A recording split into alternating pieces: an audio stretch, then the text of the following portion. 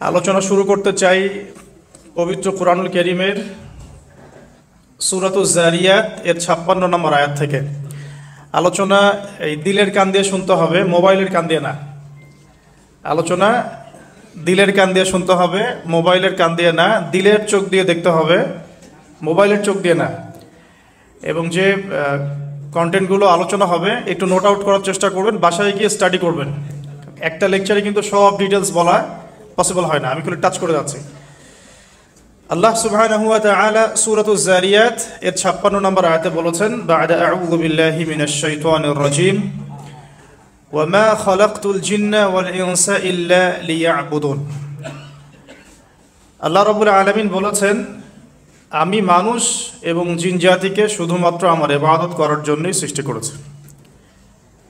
আল্লাহ রাব্বুল আলামিনের কথা। আল কুরআনুল কারীমের ভাষা কিন্তু খুব স্পষ্ট, কোনো বক্রতা নাই, জটিলতা নাই।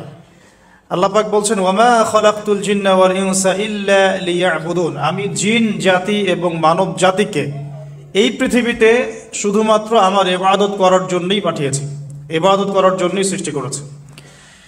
এখান থেকে বুঝতে পারছি যে পৃথিবীতে আসার উদ্দেশ্য কি আমাদের, আল্লাহ সুবহানাহু ওয়া তাআলার ইবাদত করা। ইবাদত কি? এক বাক্যে উত্তর হচ্ছে আমাদের উম্মার জন্যে নবী মুহাম্মদ সাল্লাল্লাহু আলাইহি ওয়াসাল্লামের সুন্নাহ মাফিক জীবনযাপন করা। আল্লাহ রাব্বুল আলামিন কুরআনুল কারীমে এবং নবী সাল্লাল্লাহু আলাইহি ওয়াসাল্লাম হাদিসে যত কাজ করতে বলেছেন সবগুলো কাজ করার নাম ইবাদত। আল্লাহ রাব্বুল আলামিন কুরআনুল কারীমের মধ্যে, নবী সাল্লাল্লাহু আলাইহি ওয়াসাল্লাম হাদিসের মধ্যে যত কাজ করতে বলেছেন, উৎসাহিত করেছেন, আমাদেরকে সওয়াবের কথা বলেছেন, এই কাজগুলো করার নাম ইবাদত। ফর এক্সাম্পল সালাহ, যাকাত, সাওম, হজ, উমরাহ, পিতামাতার সাথে ভালো ব্যবহার করা, সত্য কথা বলা ইত্যাদি। এগুলো লিস্ট করলে আমরা হাজারটা পেতে পারি। আরেকটা বিষয় ইবাদতের অন্তর্ভুক্ত, সেটা হলো আল্লাহ রাব্বুল আলামিন কোরআনে যত কিছু নিষেধ করেছেন এবং নবী সাল্লাল্লাহু আলাইহি ওয়াসাল্লাম হাদিসে যত বিষয় নিষেধ করেছেন, এই নিষেধ থেকে দূরে থাকার নাম ইবাদত। আবার বলছি, শুধুমাত্র আদেশ মেনে চলার নাম ইবাদত নয়। আল্লাহ পাক কোরআনে এবং নবীজি হাদিসে যত বিষয় থেকে নিষেধ করেছেন, এগুলো না করার নাম ইবাদত। ফর এক্সাম্পল, সুদ খেতে আল্লাহ নিষেধ করেছেন, সুদ না খাওয়া ইবাদত। ঘুষ খেতে আল্লাহ নিষেধ করেছেন, ঘুষ না খাওয়া ইবাদত। জিনা করতে আল্লাহ নিষেধ করেছেন, ধারের কাছে যেতেও নিষেধ করেছেন, না যাওয়াটা ইবাদত। মানে যত কাজ থেকে বিরত থাকতে বলেছেন, এগুলো বিরত থাকার নামও ইবাদত। বর্তমান ওয়ার্ল্ডের প্রবলেম হচ্ছে, আমরা আল্লাহ এবং তার রাসূলের আদেশগুলো মানতে চাই, কেউ সালাত ডিনাই করে না। বেশিরভাগ লোকই সালাতকে রিসিভ করে, ডিনাই খুব কম মানুষই করে। কিন্তু যাকাত ডিনাই করে মানুষ, হজ উমরা ডিনাই করছে না। কিন্তু মানুষ সুদ থেকে বেঁচে থাকার ব্যাপারে কঠোরতা প্রদর্শন করছে না। মানে যে কাজগুলো করলে আমাদের কোনো সমস্যা হচ্ছে না, আমরা সেগুলো ঠিকই করছি, আর যেগুলো ছেড়ে দিলে আমাদের কষ্ট হচ্ছে, এগুলো আমরা করতে চাচ্ছি না। তো ইবাদতের ডেফিনেশনটা আজকে আমরা একটু শিখে যাবো, যে আল্লাহ রাব্বুল আলামিন যত কাজ করতে বলেছেন তা করার নামও যেমন ইবাদত, যেটা ছেড়ে দিতে বলেছেন ওইটা ছেড়ে দেওয়া ইবাদত। আমার চেহারা থেকে স্টার্ট করতে পারি আমি। নবী সাল্লাল্লাহু আলাইহি ওয়াসাল্লাম বলেছেন, খালিফুল ইয়াহুদা, ইহুদিদের বিরোধিতা করো, ওয়াল মুশরিকিন, মুশরিকদেরও। তারা গোফগুলোকে লম্বা করে, তোমরা ছোট করে ফেলো। তারা দাড়িগুলোকে কেটে ফেলে, তোমরা ছেড়ে দাও, লম্বা করে ফেলো। এই যে স্টার্ট হলো এখান থেকে, যেটা নবী করতে বলেছেন করলাম ইবাদত, যেটা ছাড়তে বলেন ছাড়লাম ইবাদত। তো আপনি আপনার বডি থেকে স্টার্ট করতে পারেন। আপনার ইস্তেনজা, ওযু, আপনার গোসল, আপনার সালাত, মসজিদে যাওয়া, মসজিদের পরে জিকির আজগার, তাসবিহ তাহলিল, কোরআন তেলাওয়াত, সামাজিক কৃষ্টি কালচার, এর মধ্যে ইসলাম আছে, সুন্নাহ আছে। ইকোনমিক, আপনার ইকোনমিক সেকশন, আপনার পরিবার, মুআমালাত, এই যে বিষয়গুলো, প্রতিটা বিষয়ের মধ্যেই আমরা এমন কিছু বিধান পাই যেটা নবী সাল্লাল্লাহু আলাইহি ওয়াসাল্লাম থেকে প্রমাণিত, আল্লাহ রাব্বুল আলামিন আদেশ করেছেন। আবার কিছু কিছু বিষয় পাই যেগুলো আল্লাহ পাক নিষেধ করেছেন, নবীজি নিষেধ করেছেন। তো ইবাদতের ডেফিনেশনটা আমাদেরকে শিখতে হবে এভাবে যে আল্লাহ এবং তার রাসূল যত কিছু করতে বলেছেন সেটা করাও যেমন ইবাদত, অ্যাট দ্য সেম টাইম তারা মানে আল্লাহ এবং তার রাসূল সাল্লাল্লাহু আলাইহি ওয়াসাল্লাম যা যা নিষেধ করেছেন ছেড়ে দেওয়ার নাম ইবাদত। আমি আশা করি খুব সংক্ষিপ্ত করে বোঝাতে পেরেছি। বাকিটা আপনারা বাসায় পড়বেন। এখন আসুন, এখন আল্লাহ রাব্বুল আলামিন দুনিয়াতে যে পাঠিয়ে দিয়েছেন এই দায়িত্ব দিয়ে, এই ইবাদতের দায়িত্ব দিয়ে, আল্লাহ বলছেন আর কোনো কারণে সৃষ্টি করি নাই। তাহলে আমরা যে 50, 60, 70 বা 100 বছরের হায়াতটা পাচ্ছি, এই জীবনটার মূল উদ্দেশ্য তাহলে এইটাই। এখন এটা আল্লাহ রাব্বুল আলামিনের অনেক বড় রহমত যে আমরা যদি নবী সাল্লাল্লাহু আলাইহি ওয়াসাল্লামের মতো আমাদের পরিবার, সমাজ, রাষ্ট্র, আমাদের অর্থনীতি এগুলোও চালাই, এগুলো ইবাদত বলে গণ্য হবে। এটা অনেক বড় রহমত। এমনকি আপনি আপনার মুসলিম ভাইয়ের সাথে হাসি মুখে কথা বললে এটা ইবাদত বলে কাউন্ট হচ্ছে। ইভেন আমরা যদি স্ত্রীদের সাথে মিলিত হই সুন্নাহ মাফিক হালাল পন্থায়, এটা ইবাদত হচ্ছে। এমনকি আপনি এই প্রবাস জীবন থেকে কষ্ট করে অর্থ উপার্জন করে দেশে পাঠাচ্ছেন, আপনার পরিবার সেটা খেয়ে পড়ে বেঁচে থাকছে, এটা অবশ্যই আপনার ইবাদত। এটা আল্লাহ রাব্বুল আলামিনের অনেক বড় রহমত যে আমাদের জীবনের প্রতিটা কাজকেই ইবাদত বলে গণ্য করা সম্ভব যদি কাজটা আমরা একটা সুন্নাহ মেনে চলি। সেটা হলো সেই কাজটা নবী সাল্লাল্লাহু আলাইহি ওয়াসাল্লাম কিভাবে করেছেন, এইভাবে করা। আর তার উপর একটা জিনিস আছে, সেটা হলো ইখলাস, শুধুমাত্র আল্লাহ পাকের সন্তুষ্টির জন্য করা। ইখলাস, শুধুমাত্র আল্লাহ পাকের সন্তুষ্টির জন্য আমলটা করব।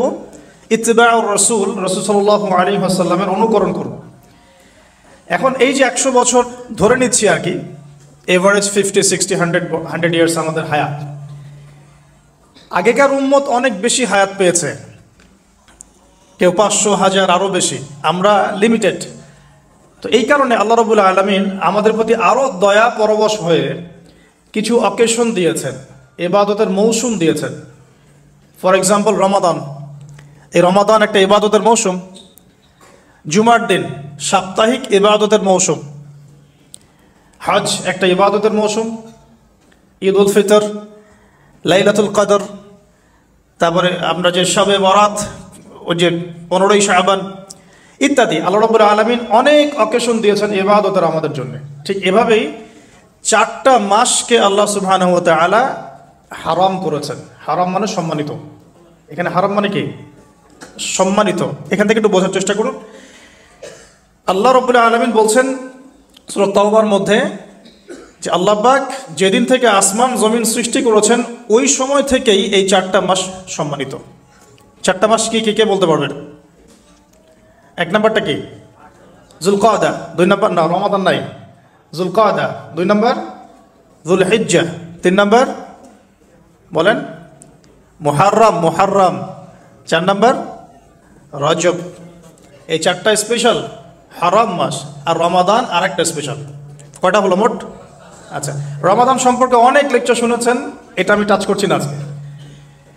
এখন রমাদান বাদ দিয়ে আরও 4টা মাস আল্লাহ সুবহানাহু ওয়া তাআলা আমাদের জন্য সম্মানিত করেছেন, ইবাদতের মৌসুম হিসেবে দিয়েছেন। এখন আমরা পশ্চিমাদের সাংস্কৃতিক আগ্রাসন বলেন আর সারা ওয়ার্ল্ডের ডমিনেশন বলেন, এমনভাবে আমরা ফিতনায় জর্জরিত হয়েছি যে এখন যে মুহররম মাস চলছে বা স্টার্ট হয়েছে, এই চেতনাটাও কিন্তু আমাদের মধ্যে অনেকের মধ্যে নাই। আমাদের মধ্যে অনেকে জানেও না যে আজকে মুহররম মাসের কয় তারিখ। যখন আমরা সাংস্কৃতিকভাবে পরাজিত হয়ে যাচ্ছি, শিক্ষার ক্ষেত্রে পরাজিত হচ্ছি, তখন অবভিয়াসলি আমরা ইকোনমি, পলিটিক্স সব জায়গায় পরাজিত হবই। তো সারা ওয়ার্ল্ডে আমরা কিন্তু এই জায়গায় চলে আসছি। আজকে সাংস্কৃতিক বিজয় নাই আমাদের। তো আজকে আমি স্মরণ করায় দেই যে এটা কিন্তু মুহররম মাস শুরু হয়েছে। আজকে কয় তারিখ? মাশাআল্লাহ। এখন আসেন, এই মাসটা নিয়ে কিছু কথা বলার সাথে সাথে অনেক গভীর কিছু বিষয় আছে, এই জায়গায় বুঝবেন কেন মুহররম মাস এত সম্মানিত, কি হয়েছে এই মাসে, আমাদের করণীয় কি, কিভাবে নবী সাল্লাল্লাহু আলাইহি ওয়াসাল্লাম এই মাস অতিবাহিত করেছেন, এই মাসের সাথে এই জামানার কি সম্পর্ক, আর এই জামানার বর্তমান ফিতনাগুলোর সাথে নবী মুসা আলাইহিস সালাম, আশুরা, ফিরআউন এগুলোর কি সম্পর্ক, বোঝার ব্যাপার আছে কিনা? আচ্ছা, একটু বোঝার চেষ্টা করুন আল্লাহর ওয়াস্তে, একটু মনোযোগ দিন। দেখুন, প্রথমে বলে নেই যে এই মাসে নবী সাল্লাল্লাহু আলাইহি ওয়াসাল্লাম কি করতে বলেছেন আমাদেরকে। আমরা এই মাসে অনেক কিছু করি, কেউ বুঝে করি, না বুঝে করি। বুক পিট চাপড়াবে কিছু মানুষ, মাতম করবে, অনেক কিছুই করবে এই মাসে, এই কয়দিন পরে। নবী সাল্লাল্লাহু আলাইহি ওয়াসাল্লাম কি করেছেন? নবী করিম সাল্লাল্লাহু আলাইহি ওয়াসাল্লামকে একজন সাহাবী এসে জিজ্ঞাসা করছেন যে আইয়ু শাহরিন আফদালু ইনদাল্লাহ, ইয়া রাসূলুল্লাহ সাল্লাল্লাহু আলাইহি ওয়াসাল্লাম, রমাদান মাসের পরে কোন মাসটা আল্লাহ পাকের কাছে সবচেয়ে বেশি উত্তম? আমি সওম রাখবো, রোজা রাখবো। নবী করিম সাল্লাল্লাহু আলাইহি ওয়াসাল্লাম বলছেন যে তুমি যদি রমাদান মাসের পরে অন্য কোনো মাসে সওম রাখতে চাও, ফাসুমু শাহরা মুহররম, তোমরা মুহররম মাসে সওম রাখো। কারণ এটা হচ্ছে শাহরুল্লাহ, এটা আল্লাহ পাকের মাস। এটা কার মাস? এমনিতে তো সব প্রতিটা দিনই আল্লাহর, প্রতিটা রাতই আল্লাহর, তারপরে আলাদা করে স্পেসিফিকলি বলা হচ্ছে মুহররম হচ্ছে আল্লাহর মাস, মুহররম হচ্ছে আল্লাহর মাস। অতএব রমাদান মাসের পরে তোমরা যে মাসে বেশি বেশি রোজা রাখতে চাও সেটা হলো মুহররম মাস। আমরা কি আমাদের আমল পেলাম? তাহলে মুহররম মাসে আমরা কি করব ইনশাআল্লাহ? এটা জরুরি নয় যে শুধুমাত্র একদিন, 2 দিন, 3 দিনে রাখতে হবে। আপনি চাইলে এই মাসে বেশি থেকে বেশি সওম রাখতে পারেন। আল্লাহ পাক আমাকে আপনাদের সবাইকে তৌফিক দান করুন। স্পেশালি নবী সাল্লাল্লাহু আলাইহি ওয়াসাল্লাম মদিনায় যখন হিজরত করলেন, তখন দেখলেন যে সেখানকার ইহুদিরা রোজা রাখছে, সেখানকার ইহুদিরা রোজা রাখছে। আচ্ছা, ইহুদিদের কয়টা গোত্র ছিল মদিনায়? কে বলতে পারবেন? 3টা। কয়টা বলেন? একটা বনু কুরাইজা, বনু কাইনুকা, বনু নাজির। ইহুদিরা মদিনায় কি করছিল? ইহুদিরা মদিনা অপেক্ষায় বসেছিল শেষ নবীর আগমনের জন্য। সারা দুনিয়া বাদ দিয়ে তারা মদিনায় কি করছে? শেষ নবীর আগমনের জন্য অপেক্ষা করছে। এখন সারা দুনিয়া বাদ দিয়ে জেরুজালেমে কি করছে বলেন? দাজ্জালের আগমনের জন্য অপেক্ষা করছে। খুব সুন্দর করে বোঝার চেষ্টা করেন, এখানে অনেক কিছু আছে এই অংশটুকুর মধ্যে। মদিনা ইহুদিরা আগে থেকে ঘাঁটি গেড়েছিল, কারণ তাদের তাওরাহ, জাবুর এবং যে ওল্ড টেস্টামেন্ট, নিউ টেস্টামেন্ট, এগুলোতে আছে যে শেষ নবী মুহাম্মদ সাল্লাল্লাহু আলাইহি ওয়াসাল্লাম আসবেন আরবের সম্ভ্রান্ত বংশ থেকে, যার নাম হবে আহমদ। কি নাম হবে? নবী করিম সাল্লাল্লাহু আলাইহি ওয়াসাল্লাম হিজরত করে তাদের দরজা পর্যন্ত গেলেন, আল্লাহ পাক নিয়ে গেলেন। এমনকি নবী সাল্লাল্লাহু আলাইহি ওয়াসাল্লাম বেশ কয়েক মাস তাদের কিবলা অনুসরণ করে নামাজও পড়লেন, তাদের সাথে মদিনা সনদ করলেন, মনে আছে? কিন্তু তারপরেও কেন তারা নবী সাল্লাল্লাহু আলাইহি ওয়াসাল্লামকে স্বীকার করলো না?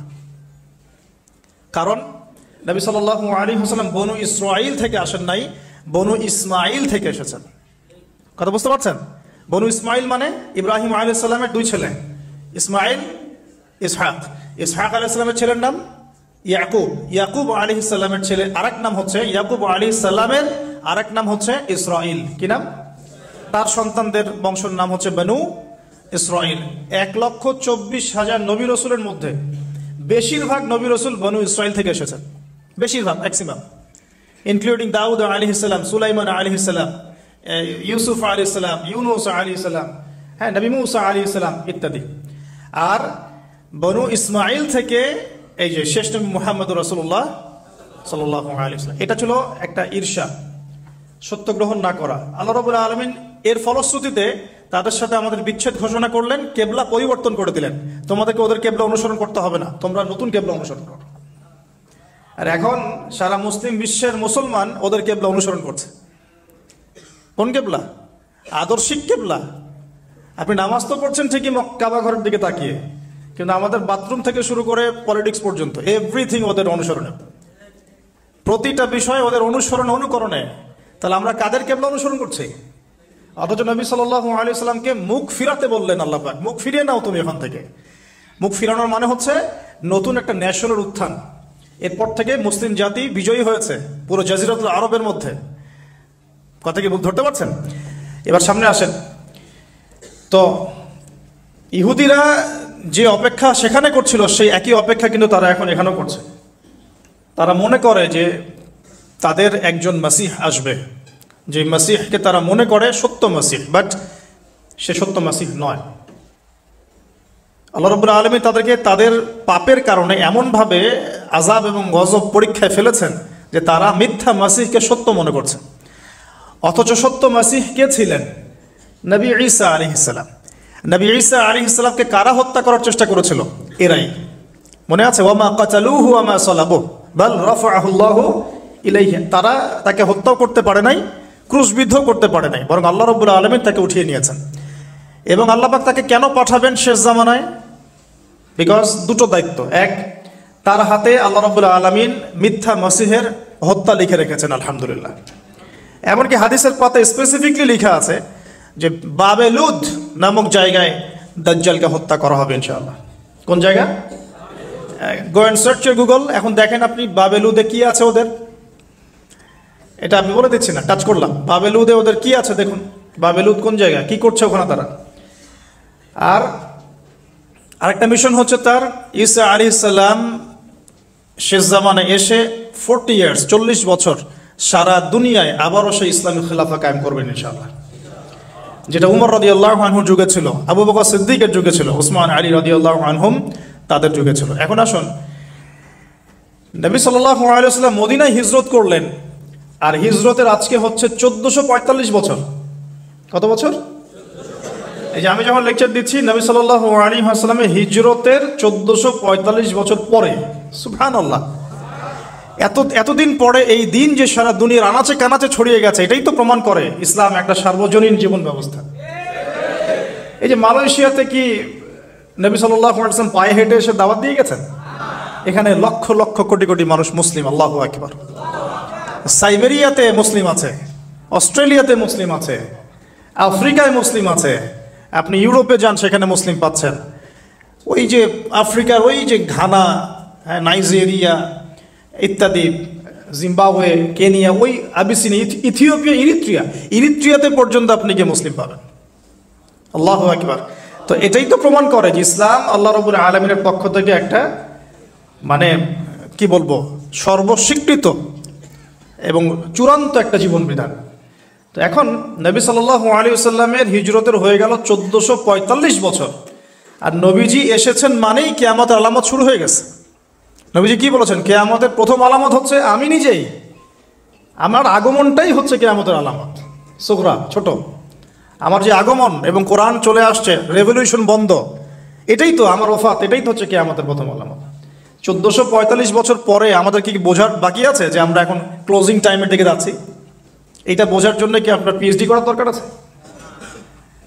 চোখের সামনে নগ্ন মেয়েদের চলাফেরা, মেয়েরা ছেলেদের পোশাক পরে ঘুরে বেড়াচ্ছে, ছেলেরা মেয়েদের, হাইলি কনস্ট্রাক্টেড বিল্ডিংস, রিবার, ব্যাপকতা, ন্যায় অন্যায়ের মানদণ্ড পাচ্ছেন না, আল্লাহ পাকের হুকুম আহকাম উঠে যাচ্ছে, নামাজ পর্যন্ত উঠে যাচ্ছে, আর কি দেখার বাকি আছে আলামত?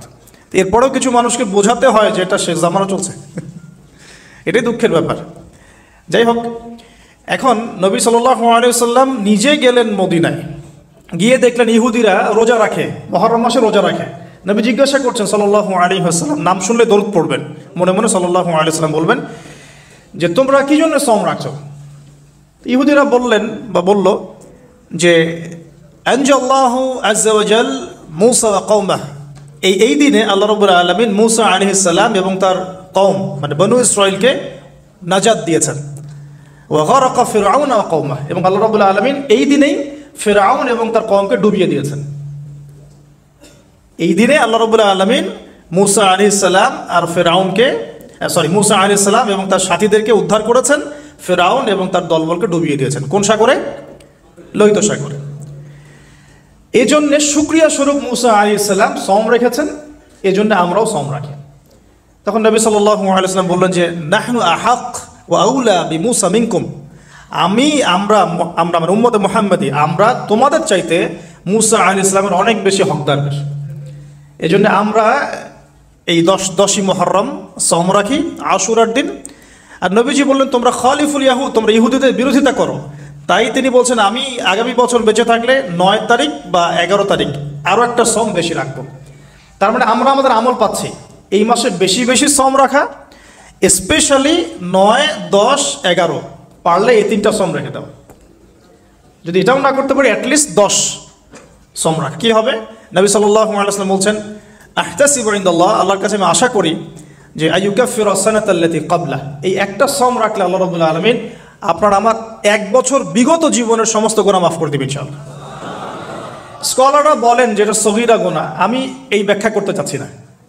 আল্লাহর কে জানে, আল্লাহ পাক যদি তাকে তৌফিক দেন, সেটা তওবা করে তার কবিরা গুনাহ তো আল্লাহ মাফ করতে পারেন। পারেন না? আচ্ছা, তাহলে আমরা আমাদের আমল দুটো পেয়ে গেলাম। এক, এই মাসে নর্মালি বেশি বেশি সম রাখবো। 2, 9, 10, 11 সম রাখবো। যদি এটাও না করতে পারি কমপক্ষে 10ই মুহররম অবশ্যই সম রাখবো ইনশাআল্লাহ তাআলা। আল্লাহ পাক তৌফিক এনায়েত করুন। এখন আসুন, এই মাসে আরো একটা আমল নবীজি বলেছেন, যদিও এই হাদিসটা সম্পর্কে ইমাম তিরমিজির কিতাবে আছে, হাদিসটা একটু গরীব, কিন্তু আমি ফজিলতের স্বার্থে কথাটা বলছি। নবী সাল্লাল্লাহু আলাইহি ওয়াসাল্লাম বলেছেন, সাহাবী এসে জিজ্ঞাসা করছেন যে এই মাসে আমি বেশি বেশি সম রাখবো, ফজিলতটা কি? নবী করিম সাল্লাল্লাহু আলাইহি ওয়াসাল্লাম বলছেন যে এই মাসে আল্লাহ রাব্বুল আলামিন বিগত অনেক সম্প্রদায়ের তওবা কবুল করেছিলেন। সুবহানাল্লাহ। এই মাসে আল্লাহ পাক বিগত অনেক সম্প্রদায়ের তওবা কবুল করেছেন এবং আগামীতেও অনেকের তওবা কবুল করবেন ইনশাআল্লাহ। তো তার মানে আমরা বুঝলাম আমাদের আরেকটা আমল এই মাসে বেশি বেশি, এই তো মাশাআল্লাহ, বেশি বেশি তওবা ইস্তেগফার করা। এখন আসুন, আমি ইস্তেগফারের আপনাদেরকে 2-3টা দোয়া শিখাই দেই আগে ছোট্ট করে।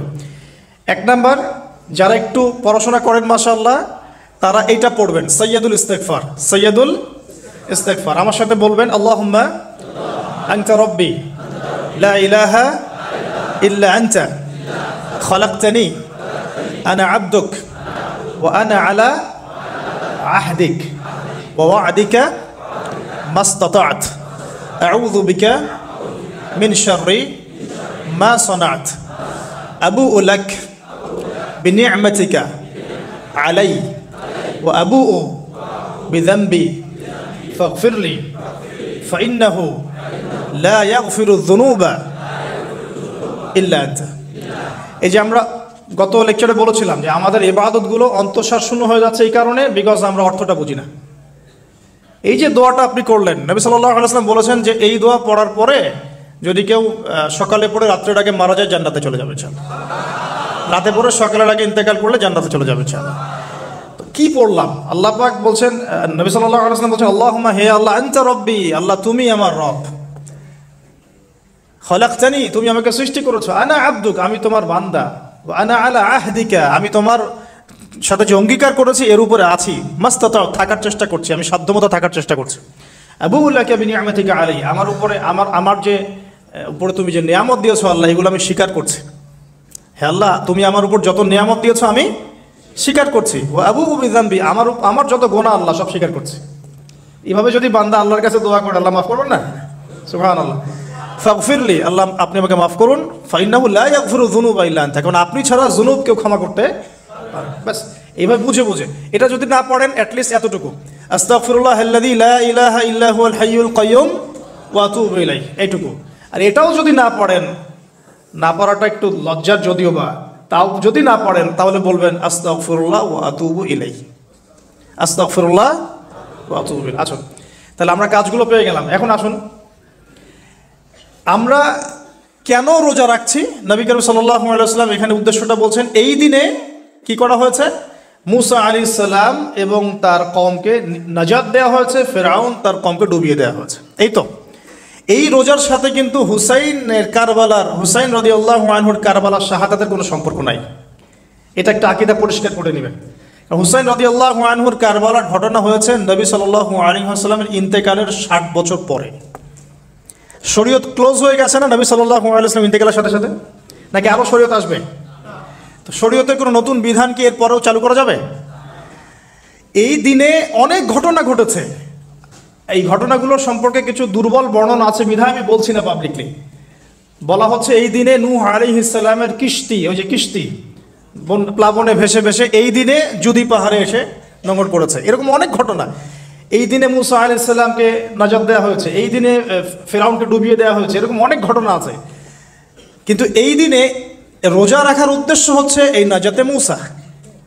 এইটা হুসাইন রাদিয়াল্লাহু আনহুর শাহাদাতের কষ্টে রাখছি না আমরা, ওইটা আমাদের জন্য আরেকটা জায়গা, ওই জায়গাটা নিয়ে আমি পরে কথা বলছি। যে হুসাইন রাদিয়াল্লাহু আনহুর শাহাদাত, ওইটা থেকে শিক্ষাটা, ঘটনাটা এই 10 মুহররমে ঘটে গেছে। এটা আল্লাহ পাকের তাকদিরে ছিল, এই দিনেই ঘটনাটা ঘটে গেছে। এই ঘটনা ঘটার আগেই নবী সাল্লাল্লাহু আলাইহি ওয়াসাল্লাম রোজা রাখতেন, এমন না যে ঘটনা ঘটার পরে সাহাবীরা রোজা রাখা শুরু করেছেন। ব্যাপারটা কি তাই না? মূল জিনিসটা বুঝি, তারপর হুসাইন রাদিয়াল্লাহু আনহুর শাহাদাতের দিকে যাবো ইনশাআল্লাহ। আমরা দোয়া করি আল্লাহ পাক আমাদের সবাইকে হুসাইন রাদিয়াল্লাহু আনহুর মতো সাহস, কারেজ দান করুন, তাদের মতো বীরত্বপূর্ণ ঈমান দান করুন, এবং জুলুমের বিরুদ্ধে তার মতো দাঁড়িয়ে যাওয়ার মানসিকতা দান করুন। আল্লাহ পাক সারা দুনিয়া থেকে ইয়াজিদদেরকে ধ্বংস করুন এবং রাসূল সাল্লাল্লাহু আলাইহি ওয়াসাল্লামের কলিজার টুকরা নাতি হুসাইন রাদিয়াল্লাহু আনহুকে আল্লাহ পাক জান্নাতের উচ্চ মর্যাদা দান করুন। তো এখানে দেখুন মুসা আলাইহিস সালামের নাজাতের সাথে আশুরার ঘটনা জড়িত। আর একটা কথা আমি বলে দিই, মুসা আলাইহিস সালাম, তার কওম, ফিরআউন এবং শেষ জামানা দাজ্জাল, জেরুজালেম, ইহুদি, এদের সবার সাথে একটা যোগসূত্র আছে। একটু বোঝার চেষ্টা করবেন। আবার বলছি, রোজাটা রাখছি আমরা আশুরার স্মৃতিতে, ওই স্মরণে। এই আশুরার দিন এর ঘটনা, মুসা আলাইহিস সালামের কওম, ফিরআউন, বনু ইসরাইল, এখনকার জেরুজালেম, জিউসদের উত্থান, শেষ জামানা, এই প্রত্যেকটা বিষয় কানেক্টেড আছে। আমি জানি না কিভাবে আমি শব্দ নিয়ে আপনাদেরকে বুঝাবো। আমি এখনকার লেকচারগুলোতে বলি যে আমি লাস্ট 3-4 বছর থেকে একটা প্রবলেম ফেস করছি। অনেক কিছু বুঝতে পারছি কিন্তু আমি আপনাকে বোঝাতে পারছি না। আমি কোন ভাষা প্রয়োগ করব বা কিভাবে সিকোয়েন্স সাজাবো আমি আসলেই বুঝতে পারছি না। বিশ্বাস করেন, এগুলো শুধু বাইরের কথা বললাম, ভিতরে এমন অনেক কথা আছে যার 30 থেকে 40% আমি বলতে পারছি, বাকি 60% কথা আমি বলতে পারছি না। এখন আপনি ইন্টেলেকচুয়াল অডিয়েন্স হয়ে বুঝে নিয়েন যে কেন বলতে পারছি না, কি কারণে, এটা আপনাদেরকে বুঝে নিতে হবে। তো এখন দেখুন প্রিয় ভাইয়েরা, একটু আমার দিকে খেয়াল করুন। নবী মুসা আলাইহিস সালাম, কোরআন আপনি খুলবেন 44টা জায়গায়, কয়টা জায়গা? 532টা আয়াত আছে। সুবহানাল্লাহ, 44টা জায়গার 532টা আয়াতে আল্লাহ রাব্বুল আলামিন মুসা ফিরআউন আমাদেরকে বলেছেন। কোরআন কাদের জন্য? আচ্ছা, আমাদেরকে এই ঘটনাটা বারবার বলার কি কারণ? আল্লাহ পাক কেন এতবার করে মুসা আলাইহিস সালাম আর ফিরআউনের ঘটনা আমাদেরকে বলছেন? কারণ কি? আমাদের উম্মার সাথে তার কি সম্পর্ক হচ্ছে নবী সাল্লাল্লাহু আলাইহি ওয়াসাল্লামের সোনালী যুগ যেটা, সেটা চলে যাওয়ার পরে এই ফিতনার যুগে সারা বিশ্ব জুড়ে নতুন নতুন ফেরাউনদের উদ্ভব হবে ইনশাআল্লাহ। হয়েছে কি হয় নাই? এবং এটা চিরায়ত পরিণতি। আল্লাহ পাক এই এতবার করে 532 বার এই মানুষদেরকে ফেরাউনের গল্প কেন শোনাচ্ছেন? যাতে ফেরাউনের পরিণতি সম্পর্কে এরা সচেতন হয়, যাতে ওরাও ফেরাউনের পরিণতি সম্পর্কে সচেতন হয়। কে ফেরাউন? তার নাম রেমেসিস II। তো ফেরাউন কোনো নাম নয়, এটা একটা রাষ্ট্রীয় পদ, ঠিক আছে? তো তার একটা নাম ছিল, আমি নামটা এই মুহূর্তে স্কিপ করে ফেলছি, সম্ভবত আল্লাহ মাফ করো, আমি নামটা ভুলে গেছি। তো রেমেসিস II হচ্ছে তার একটা নাম, আরেকটা নাম আছে, আল্লাহ মাফ করে। তো কি কারণে সে ফেরাউন হলো? কেন তাকে ফেরাউন বলা হচ্ছে? এক দেখুন, ইউযাববিহুনা আবনাআকুম ওয়া ইস্তাহয়ুনা নিসাআকুম। মুসা আলাইহিস সালামের কওমের বনু ইসরাইলদের ছেলেদেরকে মেরে ফেলছে, মেয়েদেরকে জীবিত রাখছে। সারা বিশ্ব জুড়ে তোমরা কি মুসলমান ছেলেদেরকে মেরে ফেলছো না? এখন আমরা তাদেরকে বলতে যাই, মেসেজ দিতে চাই, সারা বিশ্ব জুড়ে নব্য ফেরাউনরা মুসলিম ছেলেদেরকে মেরে ফেলছে না? এখন মেয়েদেরকে জীবিত রাখছে না? এদেরকে মেসেজ দেওয়া হচ্ছে 532 বার, এদেরকে মেসেজ দেওয়া হচ্ছে। কে ফেরাউন? যে বলছে আনা রব্বুকুমুল আ'লা, আমি তোমাদের মহান রব। সারা ওয়ার্ল্ড যারা চালাচ্ছে তারা এই দাবি প্রত্যক্ষভাবে না করলেও পরোক্ষভাবে ঠিকই করছে। ওয়ার্ল্ডের কতগুলো জায়গায় আপনি দেখবেন যে অবনত চিত্তে আল্লাহ পাকের হুকুমের সামনে মাথা পেতে নিচ্ছে। কয়টা জায়গায় আল্লাহ পাকের সুপ্রিম লসগুলোকে এস্টাবলিশ করা হচ্ছে। তাহলে এটাকে ইনডাইরেক্টলি আপনি চ্যালেঞ্জ করছেন, আল্লাহ পাকের কিতাবকে আপনি ইনডাইরেক্টলি চ্যালেঞ্জ করছেন। এবং এটা আপনি সরাসরি না বললেও, যে আমি মহান রব নই, এ কথা সরাসরি না বললেও আপনার কাজে এটা প্রমাণ করছেন। আল্লাহ পাকের সমস্ত আহকাম, হুকুম, ইসলামিক বিধানগুলোকে উঠিয়ে দিয়ে জাহেলিয়াত প্রতিষ্ঠা করছেন, শিক্ষা ক্ষেত্রে, সাংস্কৃতিক ক্ষেত্রে, অর্থনৈতিক ক্ষেত্রে, ইভেন পলিটিক্যাল ক্ষেত্রেও। তাহলে এটা কি ফেরাউনের আচরণ নয়? ফেরাউন কাকে বলে? ফেরাউন ডেফিনেশন কি আসলে? তাকে একটার পর একটা নিদর্শন দেখানো হয়েছে, 9টা নিদর্শন, 9টা দেখানো হয়েছে। আপনি সূরা তাহা পড়ুন, কসাস পড়ুন, পাবেন 9টা নিদর্শন। এতগুলো নিদর্শন আয়াত দেখার পরেও ফেরাউন ঈমান নিয়ে আসে নাই। তো এখন সারা ওয়ার্ল্ডে যারা আছে, বড় বড় ফেরাউন, নমরুদ, আজার, এদের সামনে নিদর্শনের অভাব আছে? এরপরেও কি তারা ইসলাম কবুল করছে, আত্মসমর্পণ করছে? ইসলামের উপর এত আগ্রাসন, এত ম্যাসাকার্ড অবস্থার পরেও ইসলাম কি দিন দিন কমছে না বাড়ছে? নিদর্শন মুসলিমদের উপরে এত সাংস্কৃতিক আগ্রাসন, শিক্ষাক্ষেত্রে আগ্রাসন, অর্থনৈতিক আগ্রাসন, পলিটিক্যাল আগ্রাসন, এরপরেও কি মুসলিমরা কমেছে না বেড়েছে? নিদর্শন। সারা বিশ্বে পর্দা পর্দা কত কথা, তারপরে পশ্চিমরাই এখন পর্দা করছে, নিদর্শন। ওরাই এখন পর্দা দিকে আসছে। প্রতিটা জায়গায় আপনি দেখুন, শিক্ষা থেকে উঠাই দিচ্ছেন ইসলাম, কিন্তু তারপরেও মানুষ মাদ্রাসার দিকে আসছে, তারপরেও দিন দিন মানুষ কোরআন শিখছে, তারপরেও দিন দিন মানুষ হাদিস শিখছে। আমরা সংস্কৃতির নামে নগ্নতা বেহায়াপনা ছড়িয়ে দিচ্ছি, তারপরেও দেখুন দিন দিন মানুষ আবার আল্লাহর দিকে ফিরে আসছে। যুব সমাজকে নাস্তিক বানানোর জন্য কত কি না করলাম আমরা, কত কি যে করলাম যুবকদেরকে নাস্তিক বানানোর জন্য, কিন্তু তারপরেও ইয়াংদের একটা বড় অংশ দিন দিন ইসলামের দিকে ফিরে আসছে। আলহামদুলিল্লাহ। দেখুন এখনও কিন্তু ফেরাউনদের সামনে নিদর্শন যাচ্ছে।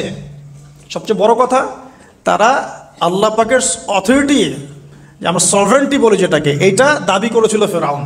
এখন সেই সভরেন্টি দাবি করছে আমরা বড় বড় সংস্থাগুলোর মধ্য দিয়ে। আপনি আমাকে সরাসরি জিজ্ঞাসা করলে আমি বলবো ইউনাইটেড নেশনস একটা ফেরাউন, অফকোর্স ফেরাউন। কারণ সে ওয়ার্ল্ড সারা ওয়ার্ল্ডকে আল্লাহ পাকের হুকুম আহকাম থেকে বের করে মানুষের হুকুম আহকামের দিকে নিয়ে গেছে। সিম্পল। এখন আশুরার সাথে এগুলোর কি সম্পর্ক? এবার এই বিষয়টা দেখুন, একটু খেয়াল করুন, একটু মনোযোগ দিন। নবী মুসা আলাইহিস সালামকে আল্লাহ রাব্বুল আলামিন জন্ম দিয়েছেন কোন বছর জানেন? যেই বছর ওই সন্তান জন্মটা স্থগিত ছিল, মানে 1 বছর তারা সন্তান জবাই করা। জ্যোতিষীরা বলেছিল একজন আসবে তোমার সিংহাসন কেড়ে নিবে। মুসা আলাইহিস সালামের নাম উল্লেখ করা হয় নাই। ফেরাউন খুব সতর্ক, এরপর থেকে যে বাচ্চাই জন্ম নেয় হত্যা করা হয়। সুবহানাল্লাহ। এখন সারা বিশ্বে বাচ্চাদেরকে হত্যা করা হচ্ছে না? আপনি ইয়েমেনের দিকে তাকান, সিরিয়ার দিকে তাকান, লেবানন, জর্ডান দেখেন, প্যালেস্টাইনের দিকে তাকান, প্যালেস্টাইনের দিকে তাকান, কতগুলো বাচ্চা, নিরীহ বাচ্চাদেরকে এত মারার পরেও আলহামদুলিল্লাহ আল্লাহ পাক ওইখানকার মাদের গর্ভে যমজ সন্তান দান করে। দেখবেন পৃথিবীর সবচেয়ে বেশি যমজ সন্তান হয় ছেলে সন্তান প্যালেস্টাইনে। সুবহান আল্লাহ পাকে দেখেন। তো মুসা আলাইহিস সালামকে আল্লাহ পাক জন্ম দিয়েছেন পরের বছর, মানে যে বছর জবাই করা চলছে তার পরের বছর মুসা আলাইহিস সালাম জন্ম নিয়েছে। এবার তার মা তো ভীত সন্ত্রস্ত, কি করবেন, কিভাবে হবে, ফেরাউন জানতে পারলে তো মেরে ফেলা হবে। এখন আল্লাহ পাক তাকে ওহী করলেন। এই ওহীটা নবুয়ত না, কিন্তু মনের মধ্যে ইলহাম। এটা কি বলি? ইলহাম। যে তুমি তোমার সন্তানকে ভাসিয়ে দাও। কোথায় ভাসাবে? কোন মা পারবে বলেন তো? মারা কেটে পারবে? ও মুসা আলাইহিস সালামের মায়ের কলবটা কেঁদে উঠলো। আল্লাহ পাক বলছেন আমি যদি তার কলবকে দৃঢ় না রাখতাম সেই কাজ করতে পারতো না। সুবহানাল্লাহ। তার অন্তরকে দৃঢ় কে রাখে?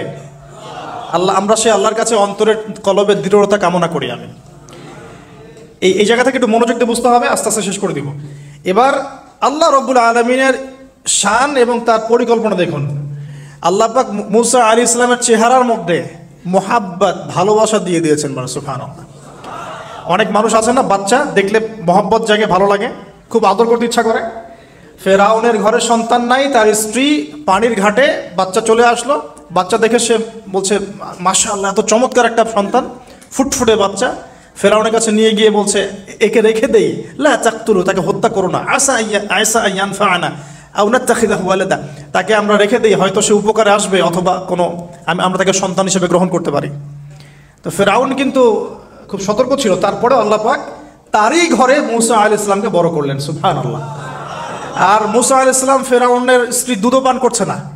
তখন মুসা আলাইহিস সালাম একজন বোন আছে, সে গিয়ে তাদেরকে খবর দিল যে আমরা কি তোমাদেরকে হাল আদুল্লুকুম আলা মান ইয়াকফুলু, এমন একজনের কথা বলবো যে মুসাকে দুধ পান করাবে, এই বাচ্চাকে দুধ পান করাবে। আল্লাহ পাকের কি কৌশল! আল্লাহ পাক ওই মায়ের কোলেই আবার মুসা আলাইহিস সালামকে ফিরিয়ে দিলেন। এদিকে মায়ের দুধ খাচ্ছে, ফেরাউনের ঘরে বড় হচ্ছে, আবার ফেরাউন একটা বড় অঙ্কের হাদিয়া তার মাকে দিচ্ছে দুধ পান করানোর জন্য। সুবহানাল্লাহ। আল্লাহ পাকের পরিকল্পনা দেখেন। আমি আসলে বুঝাতে পারছি না ভাই, আমার ল্যাঙ্গুয়েজের প্রবলেমের কারণে মাফ করবেন। অনেক তথ্য মাথায় থাকলে কথা বলা টাফ হয়ে যায়। তো সুবহানাল্লাহ, আল্লাহ পাকের পরিকল্পনা দেখুন। যে নবী মুহাম্মদ সাল্লাল্লাহু আলাইহি ওয়াসাল্লামকে মক্কা থেকে তাড়িয়ে দিচ্ছে মানুষ, আল্লাহ রাব্বুল আলামিন সেই মক্কা নবীর পায়ের সামনে এনে দিলেন। সুবহানাল্লাহ। মাত্র 8 বছরের ব্যবধানে। যে বদর যুদ্ধে মুসলিমদেরকে একদম নিঃশেষ করে দেওয়ার প্ল্যান করা হয়েছে, ওই বদরেই আল্লাহ রাব্বুল আলামিন আবু জেহেলের মৃত্যু লিখে রাখলেন। যে ইউসুফকে কুয়ায় ফেলে দিল তার ভাইরা, সেই ইউসুফকে আল্লাহ পাক সেখান থেকে কারাগার, রাজপ্রাসাদ, সেখান থেকে কারাগার, সেখান থেকে আবার নিয়ে আসলেন মিশরের পলিটিক্যাল পাওয়ারে। আল্লাহর পরিকল্পনা। যে ইয়াসরিব একসময় ইহুদিদের দাপটের জায়গা ছিল, ওই ইয়াসরিব মুসলিমদের পরতলগত করলেন আল্লাহ পাক। হিজরত করিয়া। বাদশাহ নাজাশী আবিসিনিয়ায়, আমি তো মালয়েশিয়াকে একটা আবিসিনিয়া মনে করি, এখানে মাশাআল্লাহ এরকম পরিবেশ আছে, শান্তিপূর্ণ ইসলামী পরিবেশ। বাদশাহ নাজাশীর এরকম পরিবেশ ছিল। বাদশাহ নাজাশী কিন্তু মুসলিম ছিল না, সে খ্রিস্টান ছিল। তারপরেও নবীজি বলতেন বাদশাহ নাজাশীর রাজ্যে কেউ জুলুমের শিকার হয় না, সুবহানাল্লাহ, যদিও সে মুসলিম ছিল না। ওখানে ইসলাম নিয়ে গেলেন আল্লাহ পাক, ওখান থেকে পুরো আফ্রিকায় ইসলাম ছড়িয়ে পড়লো, সুবহানাল্লাহ। এক খালেদ বিন ওয়ালিদ রাদিয়াল্লাহু আনহু, যার হাতে উহুদ যুদ্ধে বহু মুসলিমের প্রাণ গিয়েছে না, সেই মানুষকে আল্লাহ রাব্বুল আলামিন হেদায়েত দিয়ে 100টা যুদ্ধ করিয়েছেন, সুবহানাল্লাহ। আল্লাহ পাকের পরিকল্পনা আমরা বুঝতে পারবো না, আল্লাহ পাকের পরিকল্পনা আমরা বুঝতে পারবো না। ওয়া মাকারুল্লাহ, তারা কৌশল করে, আল্লাহ পাকও পরিকল্পনা করে। দেখেন এই যে প্যালেস্টাইন নিয়ে এত সমস্যা করছে না, আল্লাহ পাকের কি পরিকল্পনা, সুবহানাল্লাহ। আল্লাহ পাক সমস্ত জিউসদেরকে ওইখানে একত্রিত করেছেন, কেন জানেন? কেন জানেন? আল্লাহ পাক এই যে 1914 থেকে নিয়ে 2023 এই যে সালগুলো চলছে, 100 বছর, লাস্ট 100 বছরে সারা ওয়ার্ল্ডের জিউসদেরকে ওইখানে একত্রিত কেন করেছেন জানেন? যেইভাবে আল্লাহ পাক ফেরাউনের দলবলকে লোহিত সাগরে ডুবিয়ে দিয়েছেন, ওইভাবে আল্লাহ পাক প্যালেস্টাইনিদের সবাইকে ডুবাবে ইনশাআল্লাহ। এটাও আল্লাহ পাকের একটা বড় পরিকল্পনা। এটা ওরা বুঝতে পারছে না, কিন্তু সময় সাক্ষী দেবে ইনশাআল্লাহ। দেখে নিন, আমরা 100% হলফ করে বলতে পারি এটা হবে ইনশাআল্লাহ। এই কারণেই লাস্ট এই যে অটোম্যানদের ডিফিটের পর থেকে নিয়ে 1970 থেকে নিয়ে যে first world war, second world war করতে করতে সব জায়গা থেকে জিউসরাকে একত্রিত করেছে এখানে, বিকজ অফ লাস্ট একটা সর্বশেষ একটা ম্যাসাকার আল্লাহ পাক করবেন এদেরকে ইনশাআল্লাহ আযza ওয়া জাল। কার হাতে? ঈসা আলাইহিস সালামের হাতে। আমাদের উম্মতের মধ্যে কে নেতৃত্ব দিবেন? ইমামুল মাহদি, যার নাম হবেন মুহাম্মদ। তার নাম কি? মুহাম্মদ। তার বাবার নাম আব্দুল্লাহ, তার মায়ের নাম হবে আমিনা। তো এটাও ক্লোজিং টাইম। এখন আসুন, তো আল্লাহ পাকের কি পরিকল্পনা। যৌবনকালটা আল্লাহ পাক মুসা আলাইহিস সালামকে ফিরআউনের ঘরেই কাটালেন, এবং আল্লাহ পাক মুসা আলাইহিস সালামকে দুটো গুণাবলী দিয়ে বড় করলেন। দুটো গুণাবলী মনে রাখবেন। এক হচ্ছে কওয়ি, তিনি শক্তিশালী ছিলেন, ফিজিক্যালি অনেক শক্তিশালী ছিলেন। আমিন মানে বিশ্বস্ত ছিলেন, কওয়িউল আমিন, মনে থাকবে ইনশাআল্লাহ। আমরাও আল্লাহর কাছে দোয়া করি, আল্লাহ আমাদেরকে কওয়ি বানিয়ে দিন এবং আমিন বানিয়ে দিন, আমিন। এবার যৌবনে উপনীত হয়েছেন, টকবকা রক্ত, বাইরে বের হয়েছেন। বাইরে বের হয়ে দেখছেন যে দুজন ব্যক্তি লড়াই করছে, রজুলান ইয়াকতাতুলান, দুজন ব্যক্তি মারামারি করছে। একজন মিন শিয়াতি, তার বনু ইসরাইল কওমের মধ্যে, আরেকজন হচ্ছে আদুই, তার শত্রুর মধ্যে। তো মুসা আলাইহিস সালাম গিয়ে সাহায্য করতে চাইলেন তার কম, আমরা বলি না দেশি ভাই সাপোর্ট দিই, তাই না? আচ্ছা, তো মুসা আলাইহিস সালাম গিয়ে সাপোর্ট দিতে গিয়ে শুনেন, ফাওয়াকাযাহু মুসা ফাকাদা আলাইহি, মুসা আলাইহিস সালাম মাত্র একটা ঘুষি দিয়েছেন, এক ঘুষিতেই ওই ব্যক্তি ডেড, স্পট ডেড। এই যে আমি গত একটা লেকচারে বলেছিলাম, চাইনিজ কন্টিনেন্টে যে মার্শাল আর্টসগুলো গড়ে উঠেছে, এই কোরআন থেকে গড়ে উঠেছে। তার আগে ওদের সভ্যতা ছিল, সংস্কৃতি ছিল, ঠিক আছে। এক ঘুষিতে মানুষ মারা যায়, এটা কোরআন বলেছে। এক ঘুষিতে মানুষ মারা যায়, এটা কোরআন বলেছে। ওরা এখন রিসার্চ করে বের করে যে 6টা-7টা স্পট আছে মানুষের দেহে, এক ঘুষিতে মানুষ মারা যেতে পারে। কোরআনকে আমরা মূল্যায়ন করি না, কিন্তু কোরআনকে সারা দুনিয়ার অমুসলিমরা মূল্যায়ন করে ওদের স্বার্থে তারা আমাদের কোরআনকে মূল্যায়ন করে, আমাদের হাদিসকে মূল্যায়ন করে। আমরা করতে চাই না, আল্লাহ মাফ করুক আমাদেরকে। আমরা কোরআন পড়তে চাই না, গবেষণা করতে চাই না, অর্থ বুঝতে চাই না, একটু আরবি ভাষা শিখতে চাই না, কোরআনের বালাগাত ডেইলি একটু তেলাওয়াত করবো এক পারা, সেটা করতে চাই না। আল্লাহ পাক আমাদেরকে মাফ করুক এবং কোরআনওয়ালা বানিয়ে দিন, আমিন। কথাগুলো বলার উদ্দেশ্য আপনাদেরকে আঘাত করা নয়, আমি জাস্ট আপনাদের কলবে একটু ধাক্কা দেওয়ার চেষ্টা করছি, যাতে করে আপনারা সবাই কোরআন তেলাওয়াত করেন ডেইলি এক পারা করে। আল্লাহ কবুল করে নেন। এবার আসুন, দেখুন এবার কি হলো। এটা ইন্টেনশনালি ছিল না, আনইনটেনশনালি মুসা আলাইহিস সালাম এখন কিন্তু মানে হত্যার অপরাধী হয়ে গেছেন, তাই না? ফেরাউন তাকে ধরার জন্য বের হয়েছে দলবল নিয়ে, ওকে ধরতে হবে, এবার অ্যারেস্ট করতে হবে। তো একজন এসে পরামর্শ দিল যে তুমি এখান থেকে চলে যাও, তুমি এই মিশর থেকে চলে যাও, বের হয়ে যাও, নাহলে ফেরাউনের বাহিনী তোমাকে পেলে ধরে ফেলবে। এবার মুসা আলাইহিস সালাম চলে গেলেন কোথায়? মাদিয়ান। কোথায় বলেন? অনেক দূরে মাদিয়ান। মাদিয়ানে গিয়ে তার না আছে কোনো শেল্টার, না গার্ডিয়ান, না কোনো খাবার, না পানি, কিছুই নাই। ঠিক নবী সাল্লাল্লাহু আলাইহি ওয়াসাল্লামের সাহাবীরা হিজরত করেছেন আবিসিনিয়ায়, নবীজি হিজরত করেছেন একবার তায়েফে, ওখানে মার খেয়ে চলে আসতে হয়েছে না, মনে আছে? তায়েফের 3টা গোত্র ছিল, আব্দু ইয়ালাইল, আব্দু মাসউদ, হাবিব বিন আমর, এই 3 গোত্রের নেতা ছিল। এরা নবী সাল্লাল্লাহু আলাইহি ওয়াসাল্লামকে ছোট ছোট বাচ্চাদেরকে দিয়ে পিটিয়েছিল, নাউযুবিল্লাহ। তারপরে নবীজি বদদোয়া করেন নাই, ওখান থেকে চলে আসছেন মক্কায়। আমি গুছিয়ে বলছি শর্ট করে। তো এভাবে মুসা আলাইহিস সালাম কেউ হিজরত করতে হয়েছে, দেখেন আবার নবীজিকে হিজরত করতে হচ্ছে মদিনায়। তার মানে হিজরা বিষয়টা ইসলামের সাথে সম্পৃক্ত। পরিবেশ পরিস্থিতি অনুকূলে না থাকলে যেখানে ভালো পরিবেশ সেখানে গিয়ে মানুষ থাকতে হবে। আলহামদুলিল্লাহ এখানে ভালো পরিবেশ আছে, আপনারা ভালো পরিবেশ পেয়েছেন। কিন্তু যারা চ্যালেঞ্জ গ্রহণ করে সমাজের জাহিলিয়াতগুলোকে সরানোর চেষ্টা করবে, সংস্কারের চেষ্টা করবে, তারা আল্লাহর কাছে অনেক বেশি পছন্দের। তার মানে প্রথম ফাইট আমাদেরকে করতে হবে। করতে করতে গিয়ে এক পর্যায়ে যদি দেখি যে না আর পারছি না, তখন কি হিজরা, এটা মাথায় রাখতে হয়। এখন নবী সাল্লাল্লাহু আলাইহি ওয়াসাল্লামকেও করতে হচ্ছে। মুসা আলাইহিস সালাম চলে গেলেন মিশর থেকে কোথায় বলেন, মাদিয়ানে। তখন আরেকজন নবী ছিলেন, তার নাম কি? শুআয়ব। মাশাআল্লাহ, শুআয়ব আলাইহিস সালাম। শুআয়ব আলাইহিস সালাম সম্পর্কে আল্লাহ পাক বলেছেন তিনি অত্যন্ত চমৎকার বাগ্মী ছিলেন। মানে তিনি নবীদের মধ্যে অনেক সুন্দর করে কথা বলতে পারতেন। সুবহানাল্লাহ, সুবহানাল্লাহ। তো শুআয়ব আলাইহিস সালামের কওমের নাম কওমে মাদিয়ান। বলে রাখি এই কওমে মাদিয়ানকে আল্লাহ রাব্বুল আলামিন ধ্বংস করেছেন সর্বপ্রথম ভূমিকম্প দিয়ে। কি দিয়ে? পৃথিবীতে সর্বপ্রথম যে জাতিকে ভূমিকম্প দিয়ে ধ্বংস করা হয়েছে তার নাম কওমে মাদিয়ান। কেন ধ্বংস করা হয়েছে? মাপে কম দিত। কি করতো? যেটা এখনকার ওয়ার্ল্ডের ইকোনমিক সুন্নাহ, নাউজুবিল্লাহ। মানুষকে ঠকানো এখনকার ওয়ার্ল্ডের ইকোনমিক সুন্নাহ। এবং এই মানুষকে ঠকানোর জন্য ইকোনমিক সেকশনে রিবা চালু করা হয়েছে। রিবা, সব জায়গায় রিবা, এভরি সিঙ্গেল সেক্টর, যেটা under the foundation of world bank আর IMF।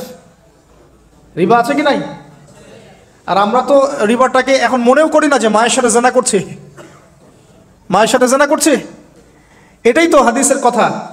রিবার 70 শাখা আছে পাপের, 73 শাখা আছে পাপের, সর্বনিম্ন শাখা মায়ের সাথে জেনা করা। নাউজুবিল্লাহ। তো এটা ইকোনমিক সুন্নাহ হয়ে গেছে না এখন, মানুষকে ঠকানো, মাপে কম দেওয়া, রিবা। আর আমরা তো মাশাআল্লাহ ঘুষ ছাড়া কিছু হয় না, দুর্নীতি ছাড়া হয় না, টেবিল পাসই হচ্ছে না।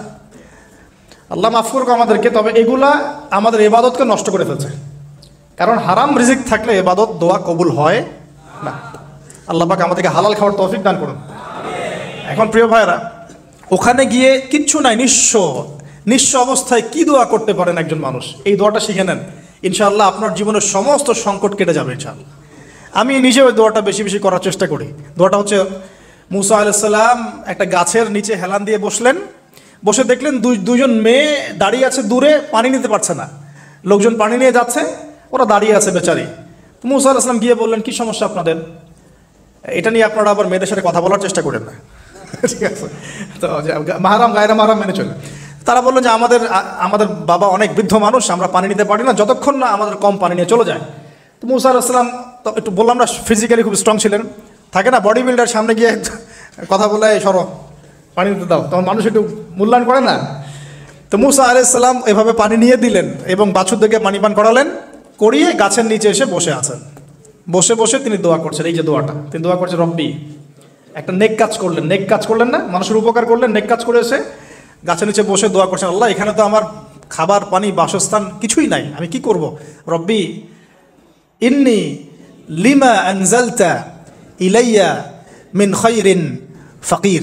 রব্বি ইন্নি লিমা আনজালতা ইলাইয়া মিন খায়রিন ফকির। আবার বলেন, রব্বি ইন্নি লিমা আনজালতা ইলাইয়া মিন খায়রিন ফকির। অর্থ হচ্ছে, হে আল্লাহ, তুমি তোমার পক্ষ থেকে আমার উপরে যে নেয়ামতগুলো দিবে, আমি এর জন্য ফকির হয়ে বসে আছি। আল্লাহ, অর্থ বুঝে পড়বেন ভাই। নামাজ, রোজা, হজ, যাকাত যাই করেন আল্লাহর ওয়াস্তে অর্থ বুঝে পড়বেন। অর্থ বুঝে পড়লে আপনার ইবাদতের স্বাদ পাবেন, তৃপ্তি পাবেন, আল্লাহর সাথে কানেকশন হবে, আল্লাহর নূর পাবেন, মাআরিফত পাবেন, সত্য স্বপ্নও দেখবেন তখন ইনশাআল্লাহ। তখন সত্য স্বপ্ন দেখবেন ইনশাআল্লাহ। আল্লাহ পাক তৌফিক দান করুন। এবার আল্লাহ পাকের সাহায্য নেমে আসলো। ওই দুই মেয়ের মধ্যে একজন হেঁটে হেঁটে চলে আসছে। এবার এই মেয়ের হাঁটা সম্পর্কেও কোরআন কথা বলেছে, সুবহানাল্লাহ। এই মেয়ে কিভাবে হেঁটে এসেছে এই হাঁটার বর্ণনাও কোরআন দিয়েছে। কোরআন বলেছে এই মেয়ে হেঁটে আসছে লাজুক পায়ে। কি পায়ে? এখন আপনি এই পুরো ওয়ার্ল্ডের মেয়েদের হাঁটা দেখেন, লজ্জা আছে? তাহলে মেয়েদের সাথে লজ্জার একটা গভীর সম্পর্ক আছে। এই মেয়ের প্রশংসা আল্লাহ পাক কোরআনে করলেন, লাজুক পায়ে, লাজুক ভঙ্গিতে, অবনত নয়নে সে হেঁটে আসলো। এখন আপনি কেলে যান, গো টু খেল, আপনাদের টুইন টাওয়ারে যান, দেখেন সবার হাঁটার চলা দেখেন। হায়া লজ্জার কোনো বালাই আছে এখানে? আমি গত লেকচারে বলেছিলাম যে আদম আলাইহিস সালাম এবং হাওয়া আলাইহিস সালাম, ইবলিস তাদের সাথে প্রথম যে আচরণ করেছে ওই ফল খাওয়ানোর পরে, সেটা কি? তাদের গা থেকে পোশাক খুলে পড়ে গেছে। মানে নগ্ন করে দিয়েছে আমাদের পিতামাতাকে, মহাবিশ্ব নগ্ন করে দিয়েছে কে? ইবলিস। তো এখন এই পৃথিবীতে আমরা যারা নগ্নতার চর্চা করছি তার কার এজেন্ট আমরা বুঝতে বাকি আছে? আমার কথা কি বুঝতে পারছেন কি না? এই কানেকশন মেলানোর চেষ্টা করেন, ডটসগুলো মেলানোর চেষ্টা করেন। সামনে যাই প্রিয় ভাই, এই মেয়ে এসে বলছে আমার বাবা আপনাকে ডাকেন, আমার বাবা আপনাকে ডাকছেন। তিনি গেলেন, বাবা সোহাইব আলাইহিস সালাম। তখন এক বোন ইনডাইরেক্টলি বাবাকে বোঝাচ্ছে যে বিয়ে শাদী দিলে ভালো হয়। এক বোন বলছে যে আপনি তো তাকে পুরস্কৃত করতে চাচ্ছেন, তাহলে এরকম কবিউন আমিন একজন মানুষকে সবচেয়ে ভালোভাবে পুরস্কৃত করা যায় তার যথাযোগ্য প্রতিদান দেওয়ার মধ্য দিয়ে। তো মেয়ের ইশারা বাবা বুঝেছেন, তিনি নিজের এক মেয়ের সাথে মুসা আলাইহিস সালাম বিয়ে দিলেন। সুবহানাল্লাহ। তবে শর্ত দিলেন, দেন মোহর কি? মোহর তো নাই। মোহর কি এবার? মোহর হচ্ছে 8 বছর তোমাকে আমার ফার্মে কাজ করতে হবে। এটা আগেকার একটা স্টাইল ছিল, সুন্নাহ। এটা এখন নাই, যদিও আগে এরকম ছিল যে দেনমোহর দেওয়ার জন্য এই একটা পদ্ধতি ছিল। যেমন ইয়াকুব আলাইহিস সালামের ক্ষেত্রেও এরকম 7 বছরের কথা আসছে, তিনি 7 বছর তার শ্বশুরের ফার্মে কাজ করেছেন। এটা নতুন ছিল না ওই সময়, এটা কমন ছিল। এখন যেমন আমাদের দেশে কমন 10 লাখ টাকা মোহর হবে, 10,000 টাকা দিব, বাকিটা সব বাকি, তাই না? এরকম আর কি কমন কিছু বিষয় থাকে আর কি। আস্তাগফিরুল্লাহ, মাফ করো। বলবে বাসরাতে, বলবে আমাকে মাফ করে দাও। শুরুতেই নিজের গায়রথহীনতার পরিচয় দিল।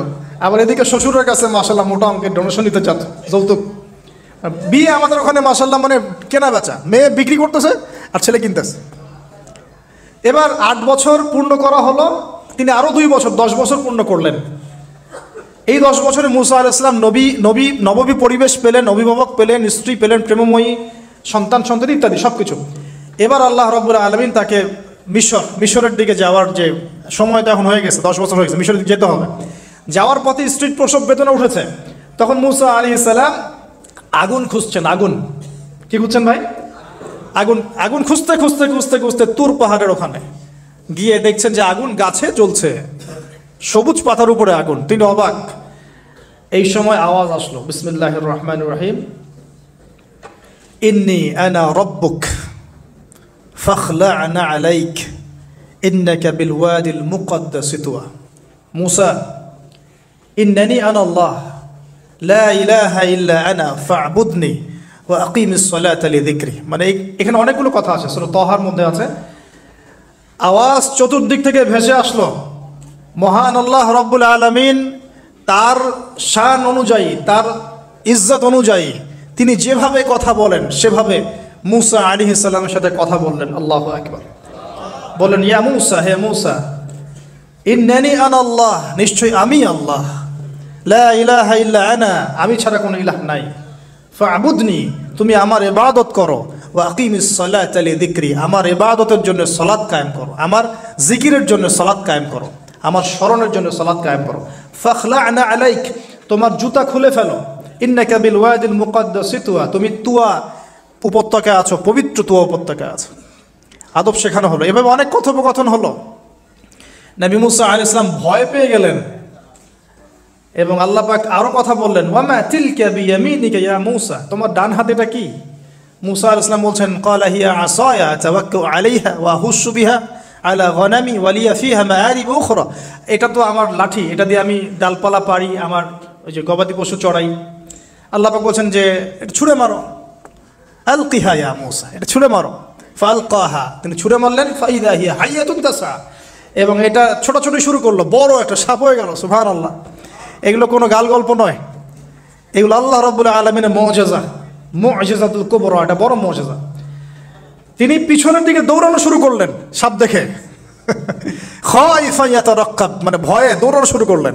আল্লাহ পাক বলছেন, লা ইয়াখাফু লাদাইনাল মুরসালিন, আমার কাছে রসুলগণ ভয় পায় না, তুমি ভয় পেও না, তুমি ওটাকে ধরো পিছন থেকে, সেটা আবার লাঠি হয়ে যাবে। পিছন থেকে হাত দেওয়া হলো, লাঠি হয়ে গেল। সুবহানাল্লাহ। এবার বলছে যে তুমি তোমার বগলের নিচে হাত ঢুকাও। মুসা আলাইহিস সালাম বগলে হাত ঢুকালেন, বের করলেন, হাত থেকে টর্চ লাইটের মতো আলো বের হওয়া শুরু। এটা দ্বিতীয় নিদর্শন। কেন দেয়া হলো নিদর্শন? এবার আল্লাহ পাক তার দায়িত্বটাকে বলছেন, তোমাকে নিদর্শনগুলো কেন দিলাম, তোমাকে মনোনীত কেন করলাম, কেন তোমাকে মনোনীত করলাম মুসা, তোমার কাজটা কি? তোমার কাজ এখন এইটা। ইযহাব ইলা ফিরআউনা ইন্নাহু তাগা, তুমি ফিরআউনের কাছে যাও, ফিরআউন সীমা লঙ্ঘন করেছে। মনে আছে ফিরআউনের কথা? সীমা লঙ্ঘন করেছে। তখন মূসা আলাইহিস সালাম তার অপারগতা প্রকাশ করছেন এভাবে, তিনি বলছেন, আল্লাহ আমার তো জিহ্বা জড়তা আছে, আর আমি তো ওখানে এক ব্যক্তি, আমার খুনের অভিযোগ আমার কাঁধে, আমি এখন কিভাবে কি করব আল্লাহ? তখন আল্লাহ রাব্বুল আলামিন বলছেন এই দোয়াটা করো। কোন দোয়া? মূসা আলাইহিস সালাম করলেন, রব্বি ইশরাহ লি সাদরি, হে আল্লাহ আমার বক্ষ প্রশস্ত করো, ওয়াসসির লি আমরি, আমার কাজকে সহজ করে দাও, ওয়াহলিল উকদাতাম মিন লিসানি, আমার জিহ্বার সমস্ত জড়তা দূর করে দাও, ইয়াফকাহু কাওলি, যাতে মানুষ আমার কথা বুঝতে পারে। আর আমার সাথে আমার পরিবারের মধ্যে যিরম মিন আহলি, আমার পরিবারের মধ্যে একজন ওজির আমাকে দাও, সাথী। হারুন আখি, আমার ভাই হারুনকে দান কর। সুবহানাল্লাহ। তা হারুন আলাইহিস সালামকে নবুয়ত দেওয়া হলো, দুজনকে আল্লাহ পাক এখন বলছেন ইযহাবা ইলা ফিরআউন, তোমরা দুজন এখন ফিরআউনের কাছে যাও, ফাইন্নাহু তাগা ফাকুলা লাহু কাওলান লাইয়িনা, তবে তাকে গিয়ে কর্কশ ভাষায় কথা বলবে না, নরম স্বরে কথা বল। দায়ীদের এখানে সুন্নাহ, দায়ীদের জন্য শিক্ষা আছে, দায়ী আলেম যারা মুবাল্লিগ তাদের শিক্ষা আছে। ফিরআউনের সামনে গিয়ে দাওয়াত দিলেও কিভাবে দিতে হবে? ফাকুলা লাহু কাওলান লাইয়িনা, নম্রভাবে কথা বলো। লাআল্লাহু, কেন নম্রতার সাথে? লাআল্লাহু ইয়াতাযাক্কারু আও ইয়াখশা, হয়তোবা নম্রতা প্রদর্শন করলে সে উপদেশ গ্রহণ করতে পারে, অথবা সে আল্লাহকে ভয় করতেও পারে। আল্লাহ পাক তো আগে থেকে জানেন সে ঈমান আনবে না, তারপরেও আমাদের আরব শিখাচ্ছেন আল্লাহ পাক এখানে। তারা দুজন চলে গেলেন, দাওয়াত দিলেন। ফিরআউন মশকরা করছে, ওয়ামা রব্বুকুমা ইয়া মূসা, তোমাদের দুজনের রব আবার কে? হ্যাঁ, মূসা আলাইহিস সালাম বুঝাচ্ছেন, রব্বি আল্লাযী, আমার রব সেই রব যিনি জীবিতকে মৃত করেন, মৃতকে জীবিত করেন, ইত্যাদি। মানে যার হুকুম ছাড়া একটা গাছের পাতাও নড়ে না, যিনি মাটি থেকে সব উৎপন্ন করেন, বৃষ্টি বর্ষণ করেন, সব বুঝালেন। ফিরআউনের বক্তব্য তখন এটাই ছিল, তোমাদের কাছে কি কোন নিদর্শন আছে? কোন আয়াত নিদর্শন আছে? হ্যাঁ নিদর্শন আছে। কি? লাঠি ছুঁড়ে মারলেন, সাপ হয়ে গেল। এখন ফিরআউন বলছে এটা তো জাদু, এটা কি? আমার জাদুকররাও এটা পারে, জাদুকরটাকে ডেকে না হলো, জাদুকররাও লাঠি ছুঁড়ে মারলো, সাপ হয়ে যাচ্ছে। কিন্তু এই বড় সাপ ওদের সব সাপকে খেয়ে ফেললো। তখন ফিরআউন কিন্তু ভয় পেয়ে গিয়েছিল। এরপরেও এই যে হাত বের করে আলোর এই নিদর্শন দেখানো হলো, তাওহীদের দাওয়াত দেওয়া হলো, ফিরআউনকে ভয় করতে বলা হলো, ফিরআউনকে সতর্ক করা হলো যে আমার রব, আপনার রব, সবার রব হচ্ছেন আল্লাহ। সব কিছু বোঝানো হলো, কিন্তু ফিরআউন এই কোনো কথাই গ্রহণ করলো না। এরপরে সে বনু ইসরাইলকে ডিভাইড অ্যান্ড রুল করলো। ডিভাইড অ্যান্ড রুল মানে ওদেরকে ভাগ করতো এবং রুল করতো, ঠিক যেটা এখনকার গ্লোবাল অ্যাফেয়ার্সে করা হচ্ছে। ডিভাইড অ্যান্ড রুল, আমাদেরকে তারা ভাগ করে দিয়েছে, আমাদের পুরো কমিউনিটি, গ্লোবাল মুসলিম কমিউনিটিকে তারা ভাগ করে দিয়েছে এবং রুল শাসন করছে। এবং কারো গায়ে আঘাত লাগলে আরেকজন গিয়ে সেই ব্যথা নিরসন করতে চায় না, বরং অপেক্ষা করে, আমার গায়ে তো আর আসে নাই, তার গায়ে আসছে। ঠিক আছে, ব্যাপারটা এটা শুধু গ্লোবাল অ্যাফেয়ার্স না, এটা সবখানে, একটা রাষ্ট্রের ভিতরেও ঢুকে গেছে।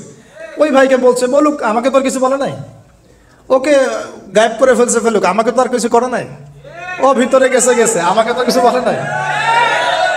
এই আচরণের কারণে আস্তে আস্তে আস্তে আস্তে মুসলিমদের শক্তি সব সংকুচিত হয়ে আসে।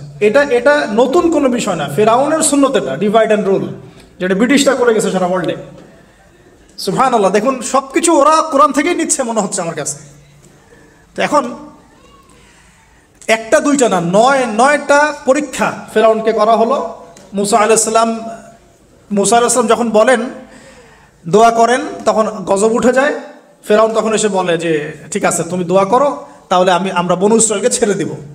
যখনই মুসা আলাইহিস সালাম দোয়া করে, গজব উঠে যায়, সে আর বনু ইসরাইলকে ছাড়ে না। এখন এভাবে 9টার বর্ণনা আসছে। একবার আসছে পঙ্গপালের শাস্তি, একবার আসছে ব্যাঙের শাস্তি, একবার আসছে মহামারীর শাস্তি, একবার আসছে উকুনের শাস্তি, একবার রক্তের নদী। এরকম 9টা আযাব আল্লাহ পাক দিয়েছেন কাদেরকে? এই ফিরআউনের সম্প্রদায়। সর্বশেষ, আমি লম্বা করলাম না, সর্বশেষ যেটা হয়েছে, কারণ আমি কনক্লুশনে কিছু পয়েন্ট বলবো।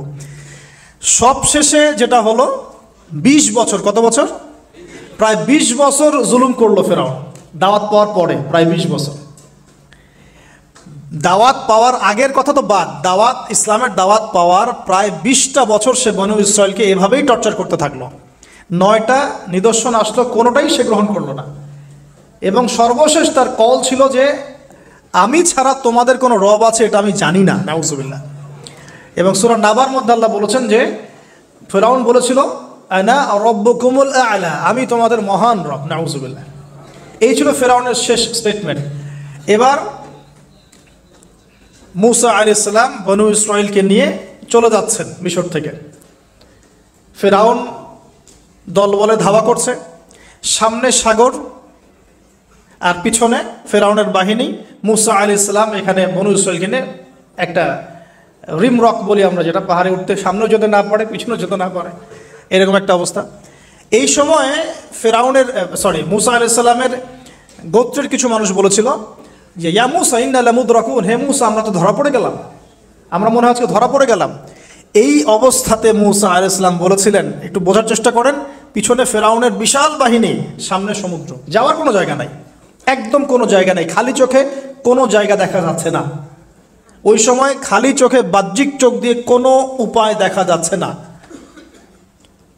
বাহ্যিক চোখে ওই সময় কোনো উপায় দেখা যাচ্ছে না নিষ্কৃতির, নাজাতের। ঠিক এখন সারা ওয়ার্ল্ডে বাহ্যিক চোখে মুসলিমদের নাজাতের কোনো পথ দেখা যাচ্ছে না।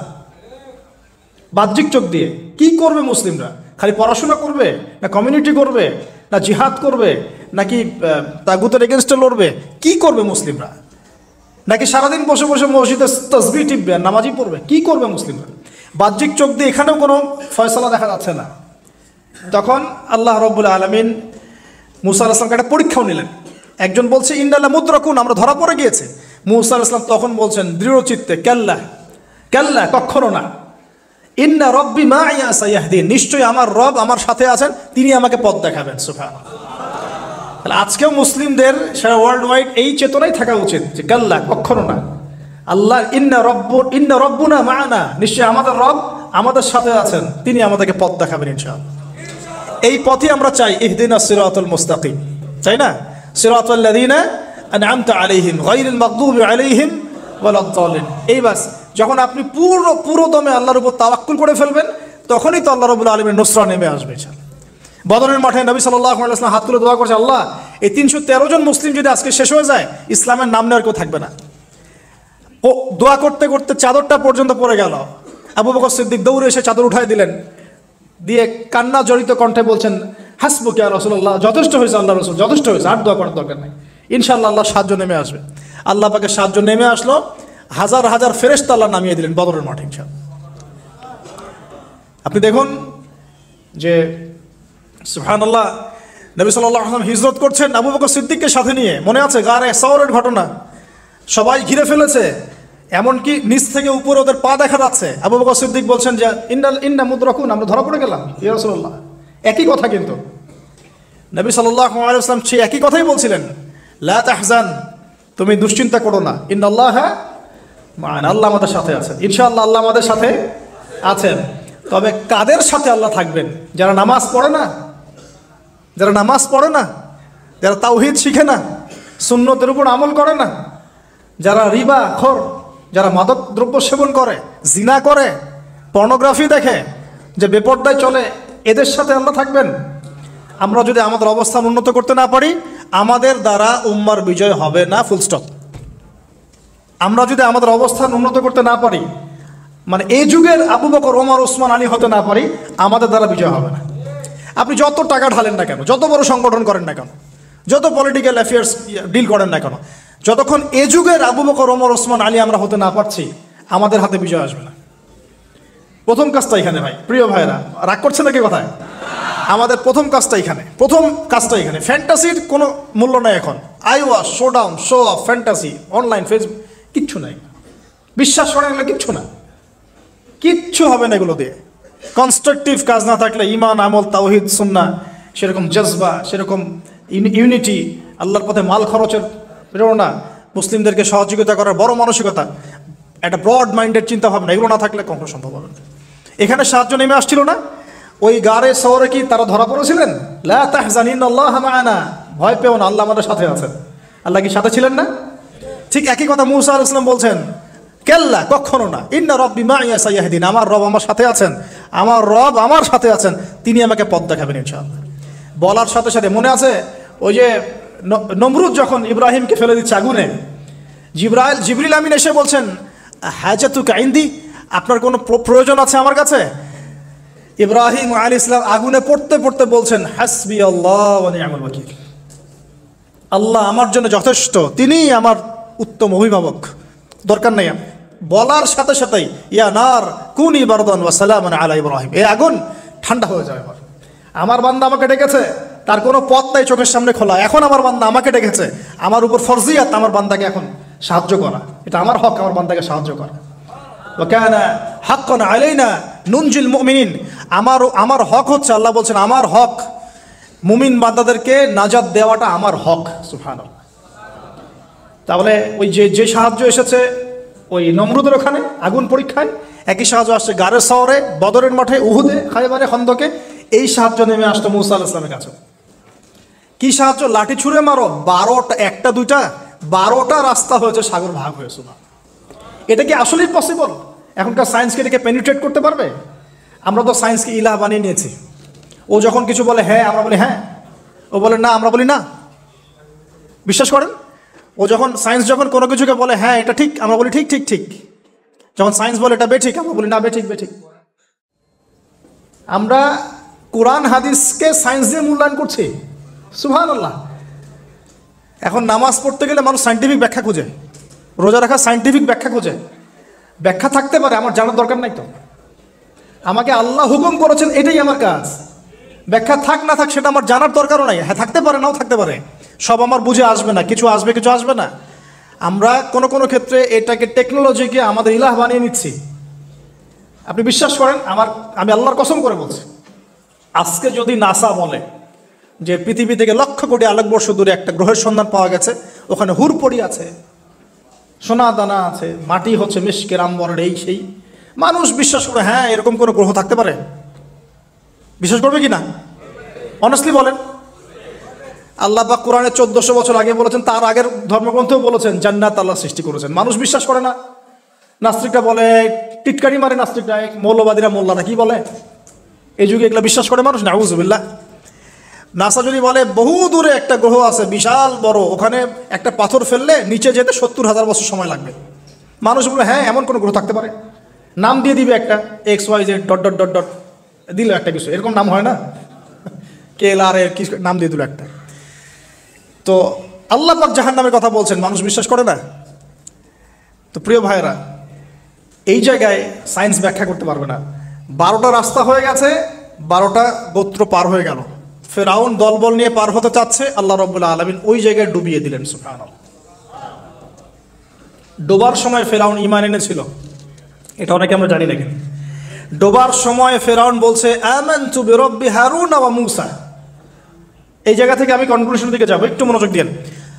ফেরাউন বলছে আমানতু বিরাব্বি হারুন ওয়া মূসা, কখন বলছে? ডোবার সময়। ওই সময় ফেরেশতারা তার মুখে কাদা নিক্ষেপ করছিলেন, এটা হাদিসে আসছে। কারণ কাফের, ফাসেক, জালেম, এরকম মুনাফিক মৌতের সময় ফেরেশতারা মুখের উপরে প্রচণ্ড জোরে আঘাত করতে থাকে। আল্লাহ আমাদেরকে হেফাজত করুন। পিঠের পিছনে, চেহারায়, কপালে। সূরা মুহাম্মদ পড়ে দেখুন, ইয়াদরিবুনা উজুহাহুম ওয়া আদবারহুম। ফেরাউনকে এই কাজ করা হচ্ছিল, কিন্তু তখনও জিবরিল আমিন, তখনও তিনি একটু কনসিয়াস, যদি এখন আল্লাহ তার তওবা কবুল করে ফেলে। সুবহানাল্লাহ। তাহলে আমরা কেন তওবা করতে দেরি করছি? আজকে থেকে জীবনটাকে ঢেলে সাজাবো ইনশাআল্লাহ। আল্লাহ তৌফিক দান করুন। নিজের জীবন, নিজের ছেলে মেয়েদের জীবন, নিজের পরিবারের জীবন, আমাদের সমাজের জীবন, এবং বড় স্বপ্ন দেখব, আল্লাহর জমিনে দিন কায়েম করব, তারপর মরবো ইনশাআল্লাহ। আল্লাহ কবুল করুন, আমিন। এবার আসুন ভাই, আল্লাহ পাক তওবা কবুল করলেন না। আল্লাহ পাক বলেন আল আন, এখন, আল আন, এখন, আল আন, এখন, ওয়াকাদ আসাইতা মিন ক্বাবল, এর পূর্বে তুমি তো সারা জীবন আমার অবাধ্যতা করে গিয়েছো। আজকে কি করব শোনো, আল ইয়াউমা নুনাজ্জিকা বিবাদানিক, আজকে তো আমি তোমাকে ক্ষমা করছি না, বরং আজকের থেকে আমি তোমার এই যে বডি, তোমার দেহ বাদান, এটাকে প্রিজার্ভ করব, সংরক্ষণ করব। কেন সংরক্ষণ করব? এই বডিটা কোথায় আছে ভাই এখন? ফ্রান্সে না মিশরে? আচ্ছা, এখন মিশরে না? আচ্ছা, আমি মাঝখানে শুনেছিলাম এটা রিসার্চের জন্য মনে হয় ফ্রান্সে নেওয়া হচ্ছে, মেবি। আমি ভাবছিলাম, পারিবারিক মিটিংয়ে বলছিলাম যে এই এই সভ্যতাটা একদিন ধ্বংস হয়ে যাবে, দেখে নিন। এই এই এই সিভিলাইজেশনটা একদিন ধ্বংস হয়ে যাবে, দেখে নিন। যারা ফেরাউনকে মানে রাষ্ট্রীয় মর্যাদা দেওয়ার চেষ্টা করতেছে, আস্তাগফিরুল্লাহ, আল্লাহ মাফ করো। কেন তোমার দেহটাকে আমি সংরক্ষণ করলাম? আল ইয়াউমা নুনাজ্জিকা বিবাদানিকা, তোমার দেহটাকে আজকে আমি প্রিজার্ভ করে রাখবো। কেন? লিতাকুনা লিমান খালফাকা আয়া, তোমার এই যে ডেথ, এর পরে যত ফেরাউন পৃথিবীতে আসবে, তোমার মতো যত মানুষ পৃথিবীতে আসবে, তাদের সবার জন্য তুমি হবে নিদর্শন, আইডল। তাহলে ফেরাউনের বডিটাকে প্রিজার্ভ করা হচ্ছে কেন ভাই? যাতে ফেরাউনি চরিত্র যাদের মধ্যে আছে তাদেরকে আল্লাহ পাক এর মধ্য দিয়ে শিক্ষা দিতে পারে, জাস্ট এতটুকুই। এছাড়া কোনো কারণ আছে? এটা কি আমাদের দেখার কোনো বিষয়? বরকত আছে কোনো? সুবহানাল্লাহ। এখন আপনাকে আমি একটু কনক্লুশনের দিকে নিয়ে আসি। মানুষ জানতো না এই বডিটা কোথায় আছে। সাহাবীদের যুগে কি বডি বের হয়েছিল? মুরাদ ভাই, সাহাবীদের যুগে কি বডিটা বের হয়েছিল? তাবেঈনদের যুগে, 4 ইমামের যুগে, ইমাম বুখারী, মুসলিম, তিরমিজি, নাসাই, ইবনে মাজাহ, তাদের যুগে, উমাইয়া খেলাফতে, উমাইয়া খেলাফত 93 ইয়ার্স, আব্বাসীয়দের সময় প্রায় 550 বছর। এই 550 বছরও আসছিল? আসে নাই। ফাতেমি সাম্রাজ্য চলে গেছে, কর্ডোভার ইসলামিক সাম্রাজ্য চলে গেছে, মোগলদের সময় চলে গেছে, এই তো আফগানদের সময় চলে গেছে, ইভেন অটোমান এম্পায়ার, এই যে উসমানীয় খেলাফত, আর্তুগরুল গাজীর ছেলে উসমানের হাত দিয়ে, এই যে প্রায় কত বছর, প্রায় তো এটা 500 বছর মতো হবে না, 500 বছর প্লাস মাইনাস। এই সময়গুলো, এই যে প্রায় আমরা 1445 হিজরির কথা বললাম, আপনি 1300 হিজরি, 1300 প্লাস হিজরিতে আপনি এই বডিটা পাবেন না। আমরা দেখি নাই, বিশ্ববাসী দেখে নাই। ইংরেজি কত সনে এটা আবিষ্কৃত হলো, কে উদ্ধার করলো, কোত্থেকে আসলো? আমি ছোটোখাটো ভাঙাচোরা গবেষণা করে দেখেছি 1897 সালের দিকে এটা হয়েছে, পাওয়া গেছে 1897 সালের দিকে। আর এটাকে প্রিজার্ভ করে করে আরও প্রমাণ করা হয়েছে, প্রমাণ করতে সময় লেগেছে, এটা সেই রেমেসিস টু এরি মমি, এটা সময় লেগেছে আরও প্রায় 10-15 বছর, প্রায় 1912 সাল ধরা হয়। 1912 সাল থেকে এটা প্রমাণিত হয়েছে এটাই সেই ব্যক্তির মমি। কোন ব্যক্তি? ফিরআউন, যে এই পৃথিবীর সবচেয়ে বড় কাফের, সবচেয়ে বড় জালেম, সবচেয়ে বড় ফাসেক, সবচেয়ে বড় মুনাফিক, সবচেয়ে বড় আল্লাহদ্রোহী। আর আল্লাহ পাক তাকে কেন রেখেছেন? লিতাকুনা লিমান খালফাকা আয়া, যাতে তুমি তোমার পরবর্তীদের জন্য নিদর্শন হতে পারো। That's all. তাহলে আমরা পেলাম কবে? 1897 অথবা প্লাস মাইনাস 1912। এখন আপনাকে আমি বলি 1912-এর পর থেকে সারা ওয়ার্ল্ডে কি হয়েছে দেখুন। 1912, 1917-এর পর থেকে সারা ওয়ার্ল্ডে কি হয়েছে আপনি খেয়াল করবেন। অটোম্যানদের খেলাফা gone case, first world war Ottoman খেলাফা গন, চলে আসলো নতুন একটা রেভলিউশন, ইউরোপিয়ান রেভলিউশন। আমি বলি যে the first group of গগ and ম্যাগগ, specially আমি স্পেসিফিকলি বলি না, বলি যে এদের মধ্যে ইয়াজুজ আর মাজুজের খাসলত আছে। আমি বলছি না এরাই ইয়াজুজ মাজুজ, এই কথাটা আমি বলছি না। আমি বলছি এদের মধ্যে মাস্ট বি অবভিয়াসলি 100% ইয়াজুজ মাজুজের খাসলত আছে, চরিত্র আছে। এবং এই হাদিসটা আমার মধ্যে আমার ইয়াকিন হয়ে গেছে আপনাদের কেএলএ এসে, যখন আমি ওই 21 নিচে বসে কফি খাচ্ছিলাম, আমার ইয়াকিন হয়ে গেছে যে এদের মধ্যে ইয়াজুজ মাজুজের খাসলত আছেই আছে। পরে আমি হাদিসটা আপনাদেরকে শোনাবো ইনশাআল্লাহ, শেষে পরে শোনাবো। এবার শোনেন, এই 1917 থেকে আপনি দেখবেন খেলাফা গন, নতুন revolution come from European civilisation. আচ্ছা, তারপরে এই 1970 থেকে দেখবেন আপনি প্যালেস্টাইন গন, জেরুজালেম গন। আর মুসা, ফেরাউন, এর সাথে বনু ইসরায়েলের সম্পর্ক আছে কিনা? আর বনু ইসরায়েলের সাথে আমাদের সম্পর্ক আছে কিনা?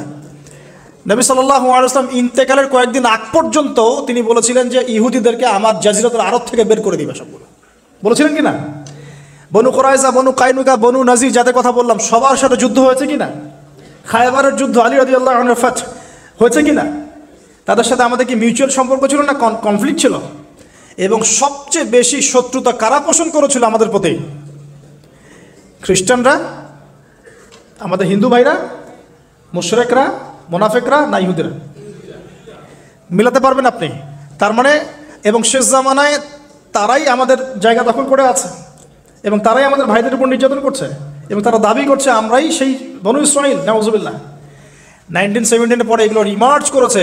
অটোম্যান এম্পায়ার ডিফিটের পরে প্যালেস্টাইন আমাদের হাত থেকে চলে গেছে, এবং জেরুজালেম এই পবিত্র জায়গা যেখান থেকে শেষ জামানায় 40 বছর ঈসা আলাইহিস সালাম খেলাফা এস্টাবলিশ করবেন, সেই জায়গা আমাদের হাত থেকে চলে গেছে। এর আগ পর্যন্ত কি এভাবে কখনো চলে গিয়েছিল? কখনো না। উমর রাদিয়াল্লাহু আনহুর সময় বিজয় হয়েছে, সালাউদ্দিন আইয়ুবের সময় হয়েছে, আরও অনেক সময়, জাহের বারবারসের সময় হয়েছে, অনেক সময় হয়েছে, কিন্তু এভাবে কখনো পুরোপুরিভাবে হাত থেকে আমাদের চলে যায় না। শুধু কি চলেই গিয়েছে, বরং 1917 পর থেকে তারা সারা ওয়ার্ল্ডের সমস্ত জিউসদেরকে ওই জায়গায় একত্রিত করে ফেলেছে। এই ঘটনা কি ইতিহাসে কখনো হয়েছিল কিনা? আপনি একটু হিস্ট্রি ঘেটে দেখেন। 1917 পরে, 1920 আগে কখনো এভাবে পুরো ওয়ার্ল্ডের জিউসরা কি একটা জায়গায় ঘাঁটি গাড়তে পেরেছিল কি না? শুধু কি ঘাঁটি গেড়েছে, না তারা সেখানে একটা স্টেটও কায়েম করেছে? শুধু কি স্টেট কায়েম করেছে, নাকি তারা সেখানে শক্তিশালী হয়েছে? বলেন, তার শক্তিশালী হয়েছে কিনা? এবং সারা ওয়ার্ল্ডের বড় বড় ডিপার্টমেন্টগুলো, politics, economics, banking system, finance, আপনার মিলিটারি অ্যাফেয়ার্স, পারমাণবিক নিউক্লিয়ার ওয়েপন্স এবং টেকনোলজি, এগুলো কাদের হাতে? বলেন, ওদের হাতে কিনা? এই যে আল্লাহ সুবহানাহু ওয়া তাআলার এভাবেই হয়তো পরিকল্পনা। ওই যে বললাম 1920 আর 1897, এই সময়ের মধ্যেই সারা ওয়ার্ল্ডে একটা রেভলিউশনও ফর্ম করেছিল, এর নাম জায়নিস্ট মুভমেন্ট। এর নাম কি? Zionist movement. এই জায়নিজমটা উত্থান হয়েছে এই 1897 সময় থেকেই, যখন ফেরাউনের মুমি পাওয়া গেছে তখন থেকে। আর ফেরাউনকে কাদের জন্য নিদর্শন বলা হচ্ছে? জালেমদের জন্য। আর এরা সারা বিশ্বে জুলুম করছে। অতএব ফেরাউনের এই বডিটা এই পুরো সম্প্রদায়ের জন্য একটা বড় নিদর্শন হয়ে আছে এখন পর্যন্ত। এবার লাস্ট এই 17 থেকে আপনি 2023 পর্যন্ত হিসেব করে দেখেন, কনক্লুশন বলি, হিসেব করে দেখবেন আমরা আমাদের খিলাফা হারিয়ে ফেলেছি। মুসলিম উম্মাকে বিটস অ্যান্ড পিসেস অনেকগুলো কান্ট্রিতে ভাগ করে দেওয়া হয়েছে। প্রত্যেকটা কান্ট্রির মধ্যে মাশাআল্লাহ সেকুলারিজম, ডেমোক্রেসি, ন্যাশনালিজম, কমিউনিজম ছড়িয়ে পড়েছে। ধর্মতাত্ত্বিক শিক্ষাগুলোকে কমানো হয়েছে। আপনার ইকোনমিক সেকশনে রিবাকে প্রমোট করা হয়েছে। পলিটিক্যাল অ্যাফেয়ার্সে আল্লাহ পাকের বিধানকে উঠিয়ে দিয়ে তাগুতি বিধান চালু করা হয়েছে, খোলামেলা বলছি।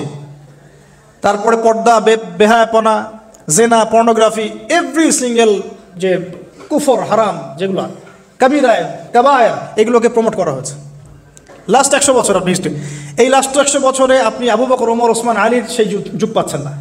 ইভেন মুসলিমদের মধ্যে হাজারটা দলে দলে আমরা ভাগ হয়ে গেছি। শক্তি নাই, স্ট্রেংথ নাই, কাদা ছড়াছড়ি, গিবত, তোহমত, হ্যাঁ, এক ভাইয়ের সমালোচনা করতে পারলে আরেকজন ক্রেডিট মনে করে, কে কার গলায় ছুরি চালাবে, এই তো চলছে। আবার ওয়ার্ল্ড ওয়াইড একজনকে মারলে আরেকজন হাসে, আমার গায়ে তো আসে না, ওর গায়ে আসছে, আসুক। আবার কেউ কেউ ওদের সাথে হাত মিলিয়ে কাজ করছে, কেউ ভিতরে মুনাফিক হয়ে যাচ্ছে, কেউ ভিতরে ইহুদিদের সাথে মিলে যাচ্ছে। এই তো চলছে সারা লাস্ট 100 বছর। এখন লাস্ট 100 বছরে এরা তাদের জায়গা থেকে কি শক্তিটা পেল? তারা পলিটিক্যালি স্ট্রং হলো, ভাইদের উপর নির্মম নির্যাতন চালাতে থাকলো। 4টা যুদ্ধ করেছে আরবরা, একটা তো জিততে পারে নাই, একটাতেও না। এবং পলিটিক্যাল পাওয়ারের সাথে ইকোনমিক পাওয়ার গ্র্যাপ করেছে। মিলিটারি অ্যাফেয়ার্স, অস্ত্রশস্ত্র, ফাইন্যান্স, এইটা সেটা সব কিছু ওদের কন্ট্রোলে এখন। এরপরেও কি আমাদের বুঝতে বাকি থাকার উচিত যে আসলে এই যে শেষ জামানার দাজ্জাল, ইমামুল মাহদি, ঈসা ইবনে মারইয়াম, এগুলো এই জায়গা কেন্দ্র করেই হবে? তাহলে এখন কি ওই দিকে আমরা যাচ্ছি না? এখন প্রিয় ভাইরা, পরিণতিটা একটু বলে কনক্লুশনে যাই।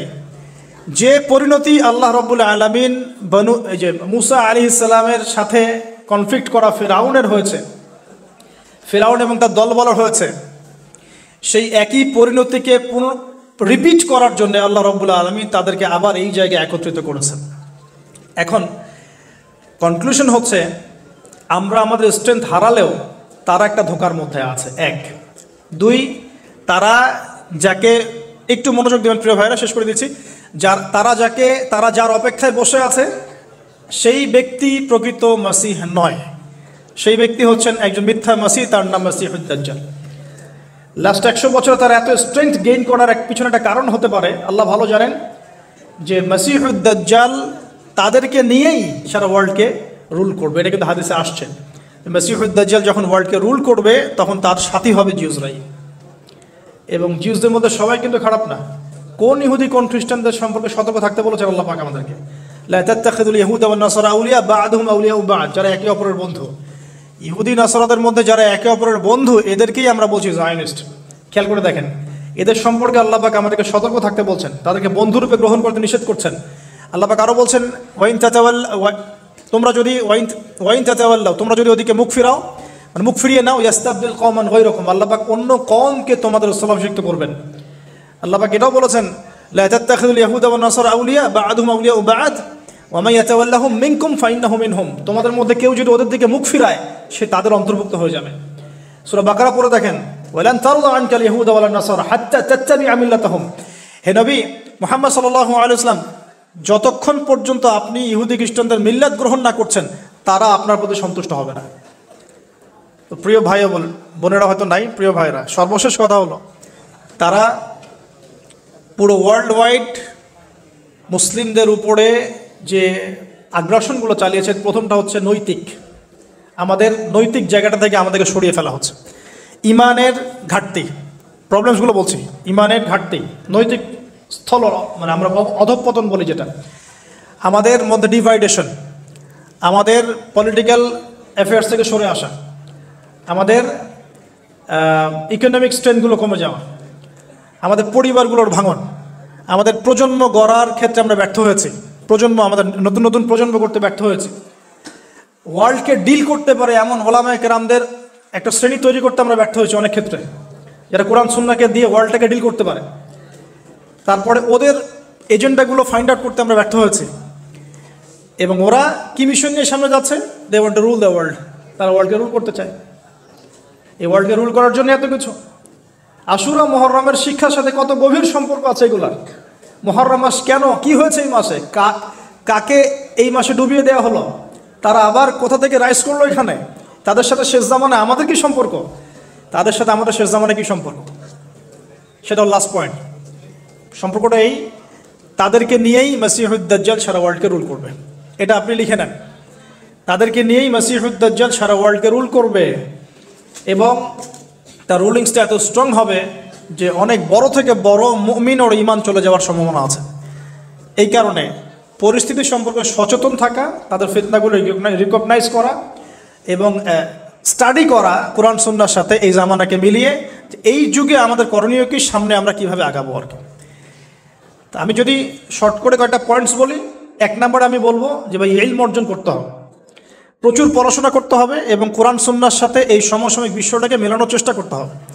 এই আশুরা মুহররমের এই সিয়ামটা শুধুমাত্র একটা রোজা রাখার উৎসব না হোক, বরং এর পিছনের হিস্ট্রিটা আমরা ঘেটে দেখি, কাদের সাথে এগুলো জড়িত, কারা এখন আবার উঠে আসছে, কারা সারা ওয়ার্ল্ডটাকে আবার ডমিনেট করছে, কারা মুসলিমদেরকে এইভাবে নির্যাতন করছে, এবং আমাদের করণীয় কি, এগুলো ফাইন্ড আউট করার চেষ্টা করি। ইন্ডিভিজুয়ালি আমরা সবাই ফিকির করি। ইলম অর্জনের সাথে দরকার ওলামায়ে কেরামের সাথে কানেকশন। একা একা পণ্ডিত হলে সমস্যা হয়ে যায়, ওলামায়ে কেরামের সাথে কানেকশনের দরকার আছে। প্রয়োজন যত ইলম অর্জন করছি এই অনুযায়ী আমল করা, আমলগুলো বাড়িয়ে দেওয়ার চেষ্টা করা। আমি যে বলেছি শুরুতে, এই যুগের আবু বকর, ওমর, ওসমান, আলী হতে হবে ইনশাআল্লাহ তাআলা। প্রয়োজন হালাল রিজিক, হারাম রিজিকের দিকে না যাওয়া, পর্দাটাকে শক্ত করে ধরার চেষ্টা করা, পারিবারিক মূল্যবোধ ঠিক করার চেষ্টা করা, মুসলিম কমিউনিটিগুলোর মধ্যে হৃদ্যতা, ভালোবাসা বাড়ানোর চেষ্টা করা, ওয়ার্ল্ড সম্পর্কে সচেতন থাকা এবং কখন কি পদক্ষেপ নেওয়া উচিত এটা ভাবতে থাকা। এবং যখন দাওয়া দিব, আমরা সবাই দাওয়াতি কাজ করব, পার্ট টাইম হলেও সবাই দাওয়াতি কাজ করব। এবং দাওয়াটা শুধুমাত্র প্রোটেস্ট্যান্ট ভার্সন অফ ইসলামের দাওয়াত হবে না, পুরো টোটাল ইসলামের দাওয়াতটা আমাদেরকে দিতে হবে। ইসলামের তাওহীদ থাকবে, সুন্নত থাকবে, শিরিক বেদাত সব থাকবে, আপনাকে তাগুত কুফরও বুঝতে হবে, আপনাকে জিহাদ ইকামতে দিনও বুঝতে হবে, পুরো বিষয়গুলোই থাকবে দাওয়াতের অংশ ইনশাআল্লাহ। এরপরে আমাদের যদি প্রজন্ম আমরা তৈরি করতে পারি, নিজেরা সচেতন হতে পারি, ইয়াং জেনারেশনকে বোঝাতে পারি, ইনশাআল্লাহ তখন আশুরার এই স্মৃতিগুলো সার্থক হবে ইনশাআল্লাহ। আল্লাহ রাব্বুল আলামিন আমাদের সবাইকে পুরো চলমান এই বিশ্বের এই জায়নিস্টদের ফিতনাগুলো সম্পর্কে সচেতন রাখুন, আমিন। খুব গড় করে খেয়াল করে দেখবেন, সারা ওয়ার্ল্ডের যত মাদক, রিবা, পর্নোগ্রাফি, ব্যভিচার, ফ্রি মিক্সিং, সব কিছুর কেন্দ্রবিন্দুর মধ্যে তারা আছে। এই জায়গাগুলো খুব ভালো করে ফাইন্ড আউট করবেন। আল্লাহ পাক আপনাদের চোখ খুলে দিন, আমিন। এবং তাদের প্রযুক্তিগত কিছু উন্নয়ন হয়তো আমরা নিতে পারেন, কিন্তু আদর্শিক বিষয়গুলো কখনো একমত করা যাচ্ছে না। যদি আমরা করতে চাই তাহলে আল্লাহ পাক আমাদেরকে মুনাফিকদের খাতায় নাম লেখাই দেবেন। আল্লাহ মাফ করুন আমাদের। তো পরিস্থিতি সম্পর্কে সচেতন থাকা আমাদের প্রথম কর্তব্য, আল্লাহ পাক তৌফিক দান করুন। 2 নম্বর হচ্ছে বলেছে জ্ঞান অর্জন করা এবং বেশি বেশি আমল বাড়িয়ে দেওয়া, এই যুগের আবু বকর ওমর হওয়ার চেষ্টা করা, আল্লাহ তৌফিক দান করুন। পাশাপাশি আমাদের পারিবারিক মূল্যবোধ ঠিক করা এবং সন্তানদেরকে মানুষ করে যাওয়ার চেষ্টা করা। আরও বলবো পর্দাটাকে স্ট্রংলি ধরা এবং ওদের যে ফিতনাগুলো, স্পেশালি বলছি মাদক, পর্নোগ্রাফি, জিনা, ফ্রি মিক্সিং, পরকিয়া, এই যে আপনার রিবা, সুদ, এগুলো থেকে 100 হাত দূরে থাকার চেষ্টা করা এবং ইউনাইটেডলি মুসলিমদেরকে ঐক্যবদ্ধ করার চেষ্টা করা, দাওয়াতের মেহনত বাড়িয়ে দেওয়া, মানুষকে পরিপূর্ণ ইসলামের দাওয়াতটা দেওয়া, শুধু আংশিক ইসলাম না, পরিপূর্ণ ইসলামের দাওয়াতটা দেয়া, সামনের সময়গুলোতে কি হবে এইটা মানুষকে বোঝানোর চেষ্টা করা এবং সেভাবে প্রিপারেশন নেওয়ার চেষ্টা করা। আল্লাহ পাক আমাদের সবাইকে তৌফিক দান করুন ইনশাআল্লাহ তাআলা। এই কালো মেঘ কেটে যাবে ইনশাআল্লাহ এবং এমন একটা প্রজন্ম আসবে ইনশাআল্লাহ যে প্রজন্মের হাতে আল্লাহ পাক নৈতিক, সামাজিক, রাজনৈতিক সব বিজয় দেবে ইনশাআল্লাহ। ইনশাআল্লাহ তাআলা সামনে তরুণদের উত্থান হবে, মুসলিমদের মধ্যে এমন একটা সম্প্রদায় আসবে যারা আল্লাহকে ভালোবাসে, তার রাসূলকে ভালোবাসে এবং আল্লাহ এবং তার রাসূলকে ভালো মহব্বতে তারা হক বলতে এবং হক প্রতিষ্ঠা করতে পিছুপা হবে না ইনশাআল্লাহ। এবং ইনশাআল্লাহ আযজা ওয়া জাল আমাদের ঘরে ঘরে ইব্রাহিমের মতো পিতা হবে, ইসমাইলের মতো সন্তান আসবে, হাজরা, সারা আলাইহিস সালাম তাদের মতো স্ত্রীরা আমাদের ঘরে আসবে ইনশাআল্লাহ। এবং আমরা আবারও আমাদের জীবনের হিসাব কিতাব মেলাবো এবং আমরা যা করেছি জীবনে এগুলো থেকে তওবা করে ফিরে আসবো। ফিরে এসে আমরাও আগামীতে ইসলামের বিজয়ে যাতে অংশ নিতে পারি এভাবে এখন থেকে প্রস্তুতি নেওয়ার চেষ্টা করবো ইনশাআল্লাহ। দাওয়াতি কাজ সবাই করবো ইনশাআল্লাহ, দ্বীনি ইলম অর্জন সবাই করবো ইনশাআল্লাহ এবং দাওয়াতটা দিব টোটাল ইসলামের দাওয়াত, শুধু আংশিক দাওয়াত না। দাওয়াতের মধ্যে সব থাকতে হবে, তবে হিকমার সাথে, প্রজ্ঞার সাথে। আল্লাহ পাক তৌফিক দান করুন। আমরা বিভক্তিগুলো আর বাড়াবো না, বিভক্তিগুলো কমানোর চেষ্টা করব। মতবিরোধ থাকলে থাকবে, কিন্তু তারপরেও আমরা ঐক্যবদ্ধ হব ইনশাআল্লাহ। মতবিরোধ থাকবে, তারপরেও আমরা ঐক্যবদ্ধ হব ইনশাআল্লাহ। সামনে ইমাম মাহদির সময় আসবে ইনশাআল্লাহ, দেখবেন মালহামা, গাজওয়া, সারিয়া, আরও অনেক কিছু হবে এবং সারা ওয়ার্ল্ড ওয়াইড ইসলামিক রেভলিউশন আসবে ইনশাআল্লাহ। এই জেরুজালেম তাদের হাতে থাকবে না ইনশাআল্লাহ, অচিরেই সেটা মুসলিমদের হাতে আসবে ইনশাআল্লাহ আযজা ওয়া জাল। লা তুকাতিলুনাল ইয়াহুদ, শেষ হাদিস নবীজি বলেছেন অবশ্যই অবশ্যই তোমরা ইহুদিদের সাথে যুদ্ধ করবে, নবীজি বলেছেন। এমনকি কেউ যদি গাছের পিছনে, পাথরের পিছনে লুকায়, তখন পাথর কথা বলে উঠবে সুবহানাল্লাহ। পাথর বলবে ইয়া মুসলিম, হে মুসলিম সৈন্য, ইন্না ওয়ারা আল ইয়াহুদ তাআল ফাকতুলহু, আমার পিছনে একজন লুকিয়ে আছে, আসো ওকে হত্যা করে যাও। পাথর কথা বলবে। ইমামুল মাহদির কথা এসেছে তিনি 7 বছর বা 9 বছর থাকবেন জীবিত রেভলিউশনের পর। তারপরে ঈসা আলাইহিস সালাম থাকবেন 40 ইয়ার্স, 40 বছর খেলাফত। এমন একটা কথা এসেছে যে তখন মানে এমন এত বরকত আল্লাহ পাক দিবেন, আসমান জমিনে এত বরকত দিবেন যে মানুষ একটা ডালিমের খোসার নিচে রাত কাটাতে পারবে। কোনো ভেদাভেদ, রেষারেষি কিচ্ছু থাকবে না পুরো বিশ্বের। নবীজি বলেছেন একটা কাঁচা বাড়ি, একটা পাকা বাড়ি বাদ থাকবে না যে বাড়ির ভিতরে কালিমা লা ইলাহা ইল্লাল্লাহ প্রবেশ করবে না। এরপরে ঈসা আলাইহিস সালামের ডেথ হতে পারে, হবে ইনশাআল্লাহ। তারপরে তাকে দাফন করা হবে নবী সাল্লাল্লাহু আলাইহি ওয়াসাল্লামের কবরের পাশে। এরপরে আরও খারাপ মানুষদের যুগ আসবে, তাদের সামনে কিয়ামত হবে। আমরা ওই সময় দেখতে চাই না, আমরা ওই সময়টা দেখতে চাই না। আমরা চাই এই রেভলিউশনের সময়টা দেখতে ইনশাআল্লাহ। এবং আল্লাহ পাক যেন আমাদেরকে কবুল করেন যাতে আমরা ইসলামের বিজয়ে অংশগ্রহণ করতে পারি। কিভাবে করবেন? আপনার অর্থ আছে, অর্থ দিয়ে করেন। আপনার জ্ঞান আছে, জ্ঞান দিয়ে করেন। আপনি বলতে পারেন, কথা দিয়ে করেন। আপনাকে আল্লাহ পাওয়ার দিয়েছেন, পাওয়ার দিয়ে করেন। যাকে আল্লাহ যা দিয়েছেন ওইটা দিয়েই দিনের পথে ইনশাআল্লাহ জিহাদ হবে। আল্লাহ পাক তৌফিক দান করুন, আল্লাহ পাক কবুল করুন, আমিন। আল্লাহ রাব্বুল আলামিন আমরা সবাইকে আশুরা মুহররমের এই শিক্ষাগুলো বোঝার তৌফিক দান করুন।